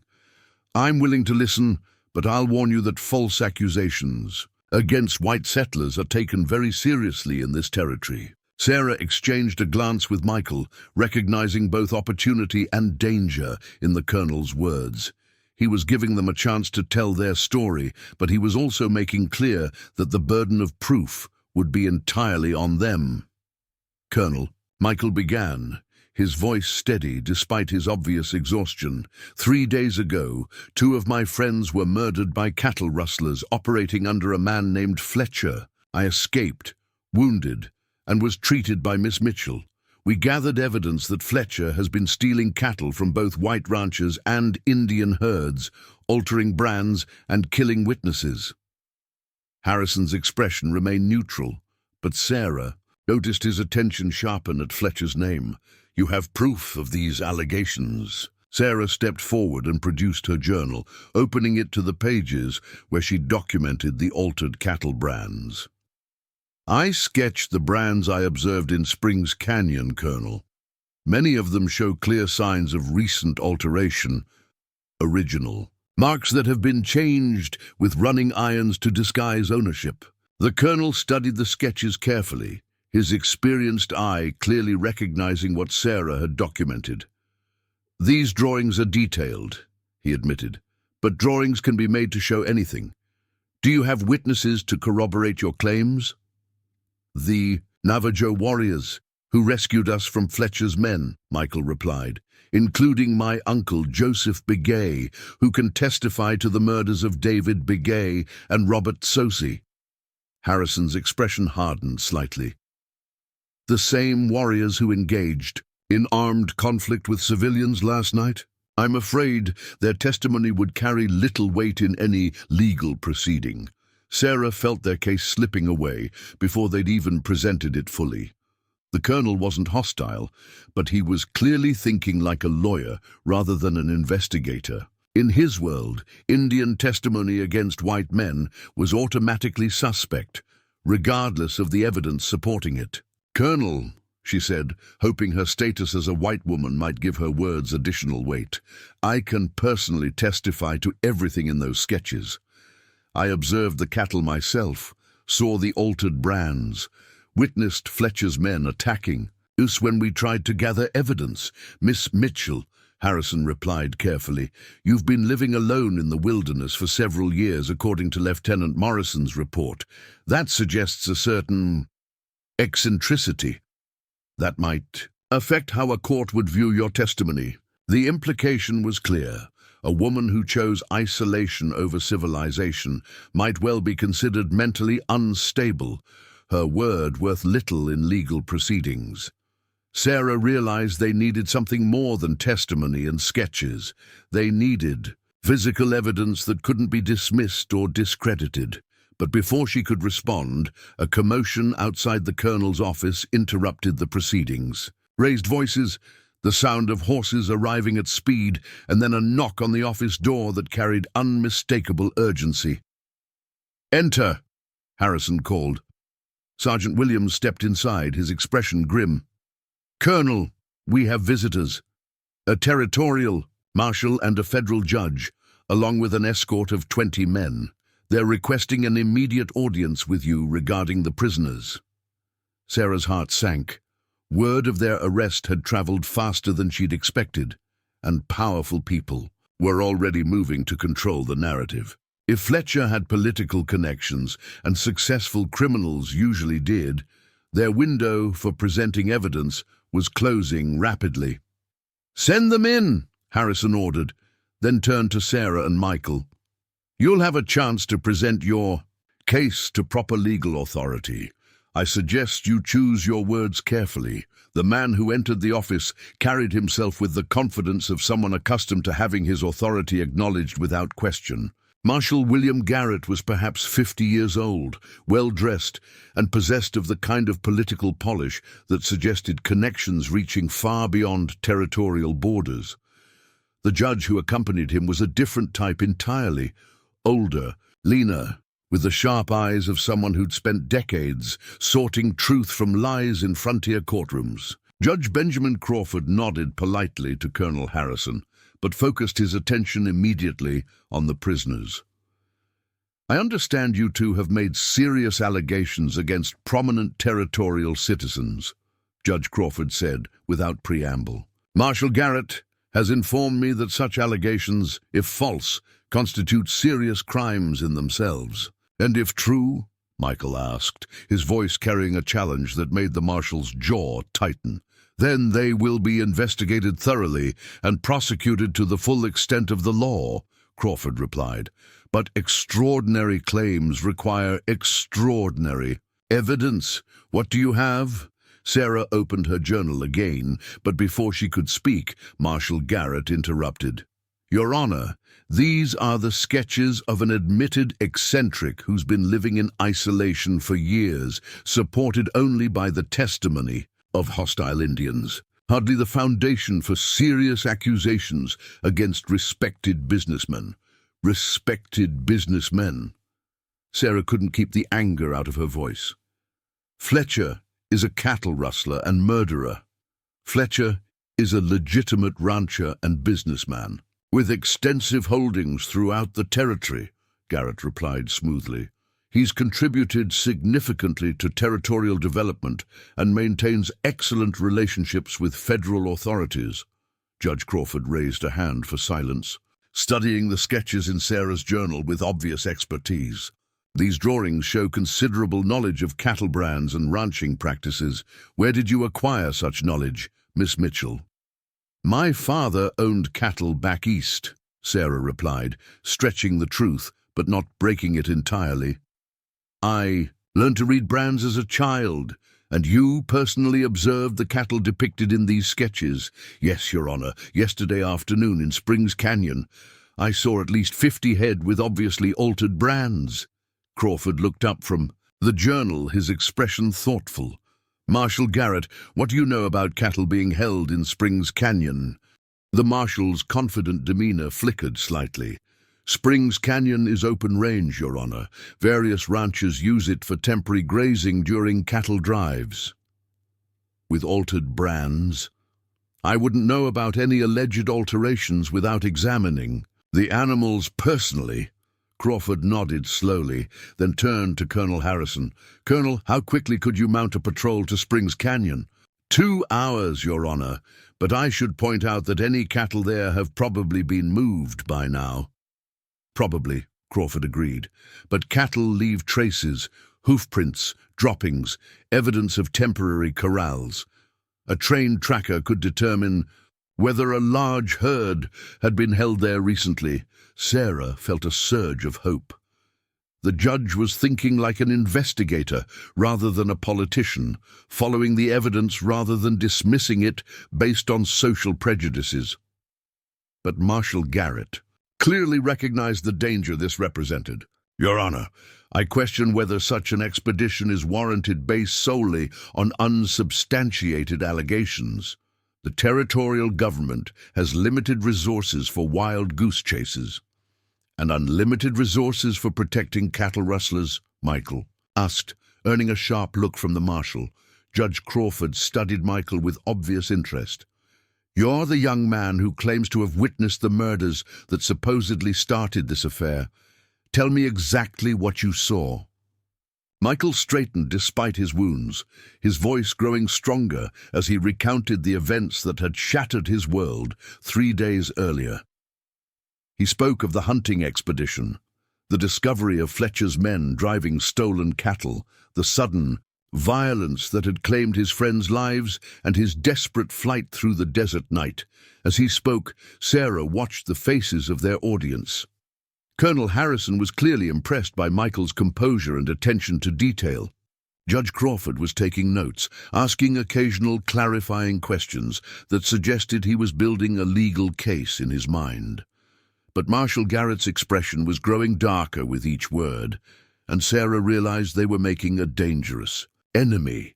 "These are serious allegations," Crawford said when Michael finished his account.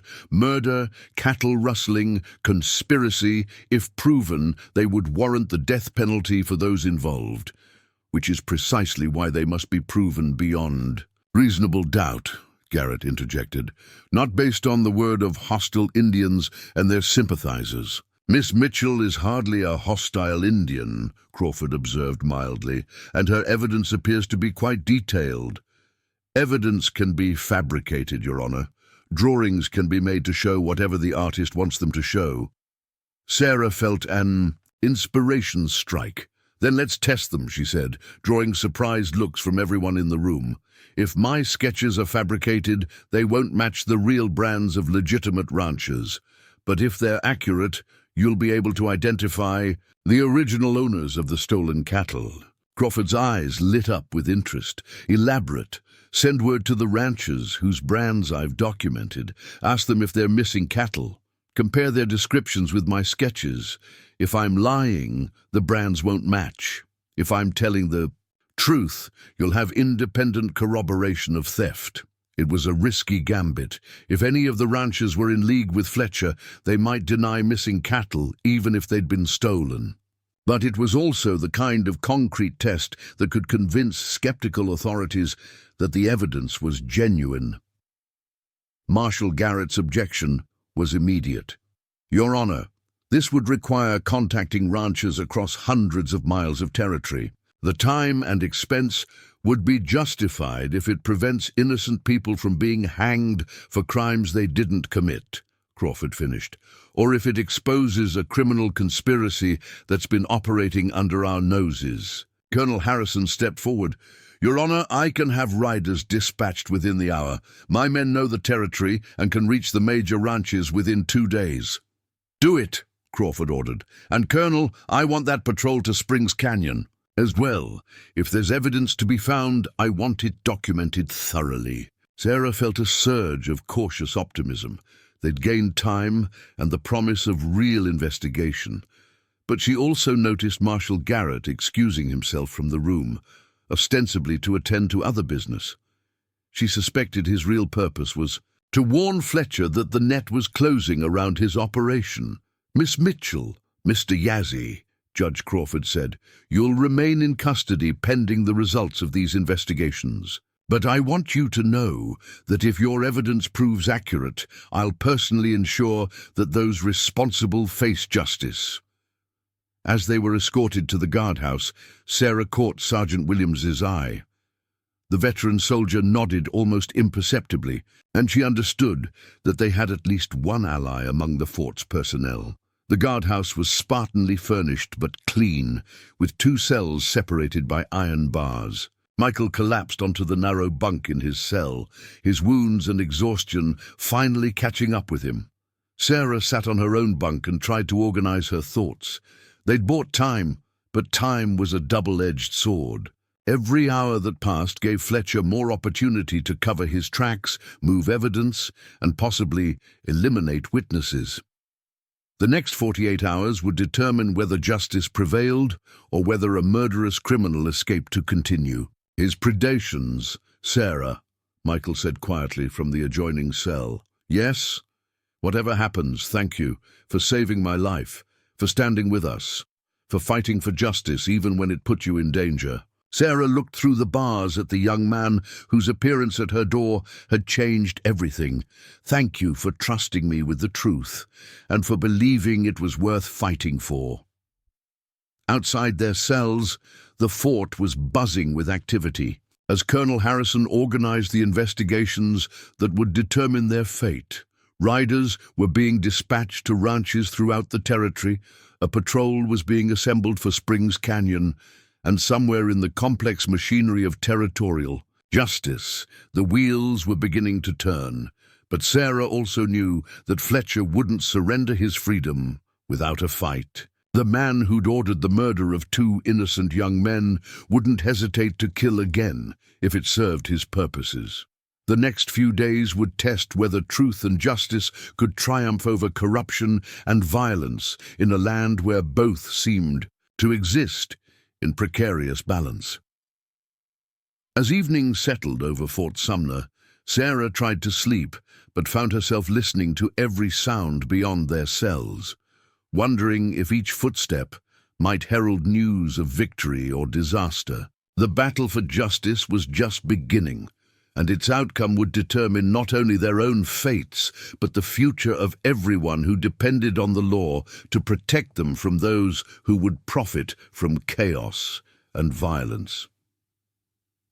The first news arrived. At Fort Sumner, 18 hours after Colonel Harrison's riders had departed on their fact-finding missions. Sarah was dozing fitfully on her narrow bunk when the sound of an arriving horse jolted her awake.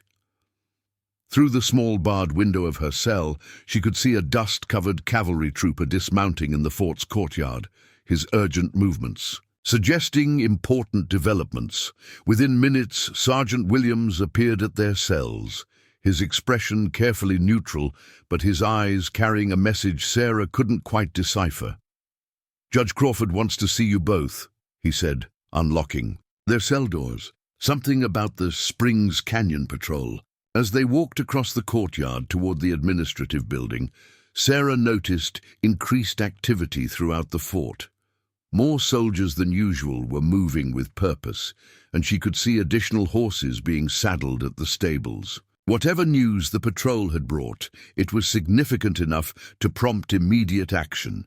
Judge Crawford was studying a collection of items spread across Colonel Harrison's desk when they entered the office. Sarah's heart leaped as she recognized what she was seeing: pieces of leather-bearing cattle brands, coils of rope, and most importantly, a running iron of the type used to alter existing brands. "The patrol found your canyon," Crawford said, without preamble. "Or rather, they found what was left after Fletcher's people tried to erase all evidence of their activities." Colonel Harrison gestured to the items on his desk. The rustlers were thorough, but not thorough enough. They missed a few pieces of equipment and some branded hide that had been discarded in a wash downstream from their camp. Sarah examined the leather fragments, her pulse quickening as she recognized several of the altered brands she documented in her sketches. Someone had been careless with the evidence, probably assuming it would never be discovered in the remote canyon. "More importantly," Crawford continued, "we found graves, 2 of them, hastily dug and poorly concealed. The bodies match your description of the murdered men." Michael's face went rigid with controlled emotion. Finding David and Robert's bodies was vindication of his testimony, but it also made their deaths horribly real in a way that simple words had not. "We'll need formal identification," Harrison said gently, "but the wounds are consistent with gunshot injuries, and personal effects found with the bodies suggest they were indeed Navajo." "I can identify them," Michael said, his voice barely above a whisper. "David wore a silver bracelet his grandmother made. Robert had a distinctive turquoise necklace." Crawford nodded gravely. "We'll arrange for that identification later. Right now, I'm more interested in the other news our riders have brought."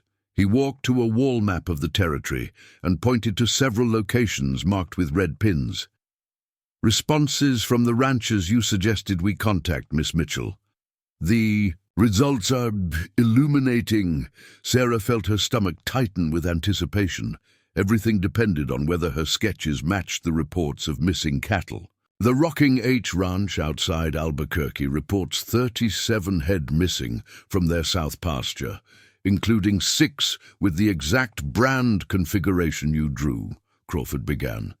"The Circle K operation near Santa Fe is missing 52 head, with altered brands matching 4 of your sketches. The Diamond W, spread north of Socorro, has lost over 100 cattle, many bearing the modified brands you documented. With each ranch mentioned, Sarah felt a mixture of vindication and horror. Her evidence was being corroborated by independent sources, but the scope of Fletcher's operation was far larger than she'd imagined. In total, Crawford continued, we've confirmed the theft of over 300 head of cattle worth approximately $15,000. That's grand larceny on a scale that warrants federal intervention. Colonel Harrison stepped forward. Judge, there's something else. The patrol found tracks leading away from Springs Canyon, multiple herds driven in different directions. If we move quickly, we might be able to intercept some of the stolen cattle before they're sold in Colorado or California. But before Crawford could respond, Marshal Garrett entered the office with an expression that immediately put Sarah on guard. His earlier political polish had been replaced by something harder and more dangerous. Your Honor, Garrett said, I've just received word from the territorial capital. There are concerns about the direction this investigation is taking. What kind of concerns? Crawford asked, his tone suggesting he already suspected the answer.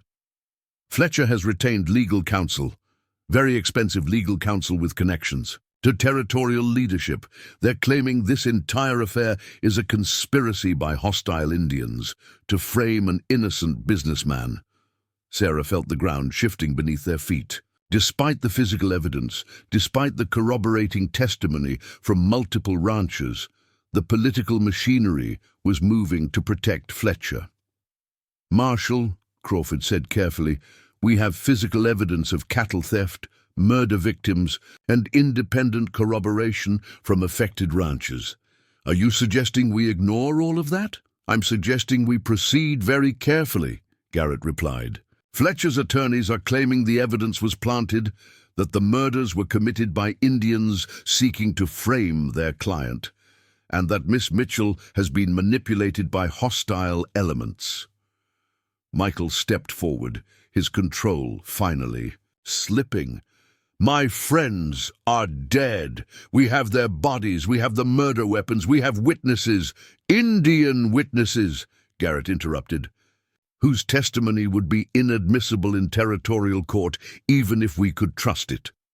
The casual dismissal of Indian testimony revealed the fundamental injustice that Michael and his people faced daily.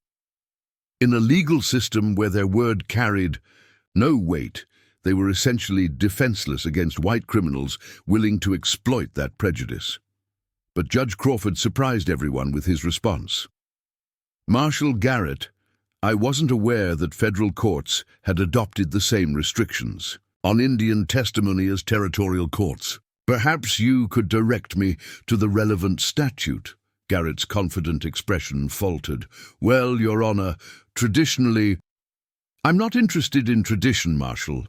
I'm interested in law, and federal law allows competent witnesses to testify regardless of race, provided their testimony is relevant and reliable. Sarah realized she was witnessing something rare in territorial politics, a federal official willing to prioritize justice over political convenience. But she also saw the dangerous position Crawford was putting himself in by challenging the established order. Your Honor, Garrett said, his voice taking on a harder edge, I should mention that territorial authorities are prepared to assert jurisdiction over this matter. The alleged crimes occurred on territorial soil, involving territorial citizens. The alleged crimes included cattle theft across state lines, Marshal. That makes it a federal matter whether territorial authorities like it or not. The power struggle unfolding before them was about more than jurisdiction. It was about whether justice could function when powerful criminals had political protection. Sarah realized their fate now depended as much on Judge Crawford's political courage as on the strength of their evidence. A knock on the office door interrupted the tense confrontation. Sergeant Williams entered and handed Colonel Harrison a telegram that the colonel read with obvious concern. Judge Crawford, Harrison said carefully, This message is from General Sherman's office in Washington. You're being recalled for reassignment. Effective immediately. The silence that followed was deafening. Sarah watched Crawford's face as he absorbed the implications of his sudden reassignment. Someone with considerable influence had moved very quickly to remove an inconveniently honest judge from their case. "How convenient," Crawford said finally, his voice bitter with understanding. "I suppose Marshal Garrett will be assuming authority over the investigation?" "Actually," Garrett replied with obvious satisfaction, "Territorial Judge Morrison will be handling all legal proceedings. He's already en route from Santa Fe." Sarah's heart sank. Judge Morrison was notorious throughout the territory for decisions that favored wealthy defendants over evidence and justice. If their case fell under his jurisdiction, Fletcher would walk free regardless of the evidence against him. "Judge Crawford," she said desperately, "isn't there anything you can do before you're replaced?" Crawford studied the evidence spread across the desk, his expression thoughtful. "Actually, there might be. Federal judges have the authority to issue certain orders that remain valid even after reassignment, provided they're based on compelling evidence of federal crimes." He walked to Colonel Harrison's desk and began writing rapidly on official letterhead. "I'm issuing a federal warrant for Fletcher's arrest on charges of interstate cattle theft and conspiracy to commit murder. I'm also ordering the immediate seizure of all cattle bearing the brands documented in Miss Mitchell's evidence." Garrett stepped forward angrily. "Your Honor, you can't." "I can, and I am," Crawford replied firmly. "Colonel Harrison, you'll execute these warrants immediately. Any attempt to interfere with federal officers in the performance of their duties constitutes obstruction of justice." The next few minutes passed in a flurry of activity. Colonel Harrison began organizing patrols to locate Fletcher and the scattered cattle herds, while Crawford completed the necessary paperwork to ensure his orders would survive his removal from the case. But Sarah knew they were racing against time. Fletcher's political allies had already demonstrated their ability to manipulate the system, and she doubted they would allow federal warrants to stand if they could help it. "Miss Mitchell, Mr. Yazzie," Crawford said as he prepared to leave the fort. "You're no longer prisoners, but I'd advise you to be very careful. Fletcher has too much at stake to simply surrender, and his allies have shown they're willing to bend the law to protect him." As Crawford departed under military escort, Sarah and Michael found themselves in an uncertain position. They were free, but their safety was far from guaranteed. Fletcher remained at large. His criminal operation was being dismantled piece by piece, and powerful interests were working to prevent justice from taking its course. Colonel Harrison approached them as they stood in the fort's courtyard, watching Crawford's departure. "I'll honor Judge Crawford's warrants," he said quietly, "but I want you to understand the position this puts me in. If territorial authorities challenge federal jurisdiction and win, I could face court-martial for insubordination." "What do you need from us?" Michael asked. "Help me find Fletcher before Judge Morrison arrives and potentially overturns Crawford's orders. You know his operation better than anyone. Where would he go to ground if he knew federal warrants were being issued?" Sarah thought about everything they'd learned about Fletcher's criminal network. He wasn't just a simple cattle rustler. He was part of an organized operation with resources and connections throughout the territory. Such a man wouldn't flee randomly when threatened. "He'll try to reach his political allies," she said finally. "Wherever the territorial capital's influence is strongest, wherever he has friends who can protect him." "Santa Fe," Michael added. "If he can reach the territorial government, he might be able to get the federal charges dismissed or transferred to territorial court." Harrison nodded grimly. "That's what I was afraid of. He has a 12-hour head start, but if we push hard, we might intercept him before he reaches safety." As they prepared for what could be their final confrontation with Fletcher, Sarah reflected on how much had changed since she'd first opened her door to find a wounded stranger on her porch. She'd thought she was choosing isolation and safety, but instead she'd found herself at the center of a battle between justice and corruption that would define the future of law enforcement in the territory. The next 24 hours would determine whether truth could triumph over political influence, whether the deaths of David Begay and Robert Saucy would be avenged, and whether Fletcher's criminal enterprise would finally face the justice it had evaded for so long. As they rode out from Fort Sumner in pursuit of the territory's most wanted criminal, Sarah gripped the turquoise bear Thomas had given her and prayed that their evidence would prove stronger than Fletcher's political connections. The final chapter of their story was about to be written, and she was determined to ensure it ended with justice rather than defeat. The pursuit of Fletcher became a race across the high desert, with Colonel Harrison's cavalry patrol pushing their horses to the limit in hopes of intercepting the fugitive before he could reach the protection of his political allies in Santa Fe. Sarah rode beside Michael and Sergeant Williams, her eyes scanning the horizon for any sign of dust that might betray Fletcher's location. They found him at Rabbit Creek, 20 miles south of the territorial capital, watering his horses at the only reliable spring for miles around. Fletcher had made the same mistake that trapped many criminals in the vast wilderness, underestimating the speed with which justice could move when honest men were determined to see it done. The confrontation was anticlimactic after all the violence and political maneuvering that had preceded it. Fletcher, seeing himself surrounded by federal troops with nowhere to run, surrendered without resistance.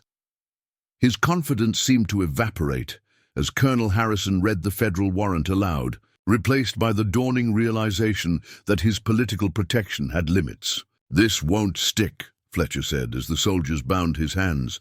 "I have friends who'll see these charges disappear before they reach trial." "Maybe," Harrison replied, "but murder victims don't disappear as easily as paperwork." The return to Fort Sumner took on the character of a victory procession, with word of Fletcher's capture spreading rapidly throughout the territory. Sarah was amazed to discover how many people had been waiting for someone to finally bring the notorious cattle rustler to justice. Ranchers, settlers, and even some territorial officials openly celebrated news of his arrest. But the real vindication came when the scattered cattle herds were recovered and returned to their rightful owners. More than 400 head of stolen livestock were identified and restored to ranches throughout the territory, representing tens of thousands of dollars in recovered property and the restoration of livelihoods that Fletcher's crimes had threatened. The political fallout was swift and decisive. Judge Morrison, arriving at Fort Sumner to find Fletcher already in federal custody and overwhelming evidence of his crimes, quietly withdrew territorial claims to jurisdiction. Marshal Garrett was reassigned to duties in Washington, his credibility damaged beyond repair by his obvious attempts to protect a known criminal. Most importantly, Judge Crawford's federal warrants were upheld by higher courts, establishing a precedent that federal jurisdiction would take priority over territorial politics when interstate crimes were involved. It was a victory for the rule of law that extended far beyond their individual case. 3 weeks later, Sarah found herself testifying in federal court in Denver, her detailed documentation of the altered cattle brands serving as the cornerstone of the prosecution's case. Michael testified about the murders he'd witnessed, his words carrying the weight of truth that no political influence could diminish. Fletcher was convicted on all charges and sentenced to hang for the murders of David Begay and Robert Saucy. His criminal network was dismantled, with several associates receiving lengthy prison sentences for their roles in the cattle rustling operation. But perhaps the most significant outcome was the change in how Indian testimony was treated in federal courts throughout the territory. Crawford's precedent, upheld by the Supreme Court, established that competent witnesses could not be excluded based solely on race, opening new possibilities for justice in cases where Native Americans had previously been denied legal recourse. A crisp morning in early winter, Sarah stood on the porch of her rebuilt cabin. The original had been damaged during the attack by Fletcher's men, but had been restored by volunteers from throughout the territory. She was no longer the isolated woman who had fled civilization 3 years earlier. The events that began with a wounded stranger at her door had transformed her into someone who understood that true safety came not from avoiding the world's problems, but from standing up to its injustices. Michael approached on horseback, his wounds fully healed, and his bearing reflecting the confidence of a man who had faced death and injustice and emerged victorious. He'd become something of a celebrity throughout the territory. His courage in pursuing justice against overwhelming odds, inspiring others to speak out against corruption and crime. The territorial governor wants to meet with tribal leaders next month, he reported, dismounting and accepting the cup of coffee Sarah offered. Apparently, having competent Indian witnesses available for federal crimes has made him realize the value of maintaining good relations with the tribes. Sarah smiled at the irony. Political necessity was accomplishing what moral arguments had failed to achieve: genuine respect for Native American rights and testimony. "And your Uncle Joseph?" she asked. "He's been appointed as a federal marshal for this district," Michael replied with obvious pride. "Judge Crawford recommended him personally before he left for his new assignment in California." They stood together in comfortable silence, looking out over the valley where Sarah had first chosen to make her isolated home. The landscape was unchanged, but everything else had been transformed by the events that began with a desperate man seeking shelter and a woman choosing compassion over safety. "Any regrets?" Michael asked, echoing the question Sarah had posed during their darkest moments in the canyon ruins. Sarah considered the question seriously. Her quiet life had been shattered, her anonymity destroyed, her safety permanently compromised by her decision to help a wounded stranger. She'd been thrust into conflicts she'd never sought, forced to confront injustices she'd preferred to ignore, and compelled to risk everything for principles she'd thought she could abandon. "None," she said finally. "For the first time in my adult life, I'm proud of who I am and what I've done. That's worth more than all the peace and safety in the world." Michael nodded, understanding completely. "David and Robert would have liked you," he said quietly. "They believed that justice was worth any sacrifice, that standing up for what's right was the only way to live with honor." As the sun climbed higher over the red rocks and desert landscape, Sarah reflected on the strange chain of events that had brought her to this moment. A wounded warrior had collapsed at her door, seeking nothing more than shelter from those who wanted him dead. In helping him, she discovered something she hadn't known she'd lost: the courage to fight for justice, the strength to stand against corruption, and the satisfaction that came from knowing she'd made a difference in a world that desperately needed people willing to do what was right. The 40 warriors who had surrounded her cabin that dawn were long gone, returned to their families and their own struggles for survival and dignity in a changing world. But the bonds forged in that crucible of danger and justice remained strong, creating connections between peoples that transcended the racial and cultural divisions that had seemed insurmountable. Fletcher's execution 3 months later marked the final chapter of their shared ordeal, but Sarah knew it was also the beginning of something larger. The precedents they'd established, the courage they'd demonstrated, and the justice they'd achieved would inspire others to stand up against corruption and violence wherever they found it. As Michael prepared to leave for his new duties as a deputy federal marshal, Sarah walked him to his horse. The isolation she'd once cherished was truly over.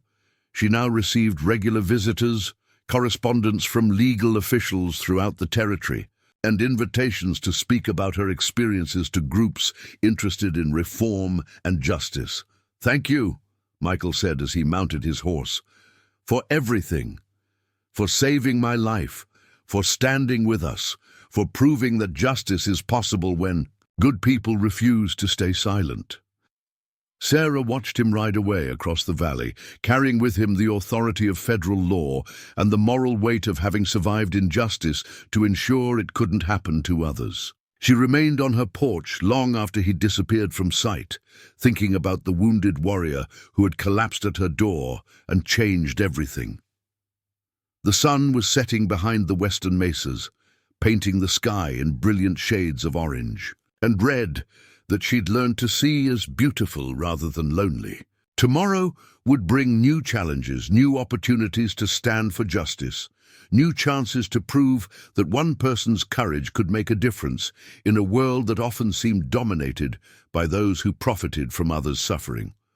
But tonight, Sarah Mitchell stood on her porch and felt the deep satisfaction that came from knowing she'd chosen correctly when faced with the ultimate test of character. A wounded stranger had needed help, and she'd provided it. Justice had needed champions, and she'd answered the call. The weak had needed protection from the strong, and she'd stood in the gap. That was enough. That was everything. Up next, you've got 2 more standout stories right on your screen. If this one hits the mark, you won't want to pass these up. Just click and check them out. And don't forget to subscribe and turn on the notification bell so you don't miss any upload from us.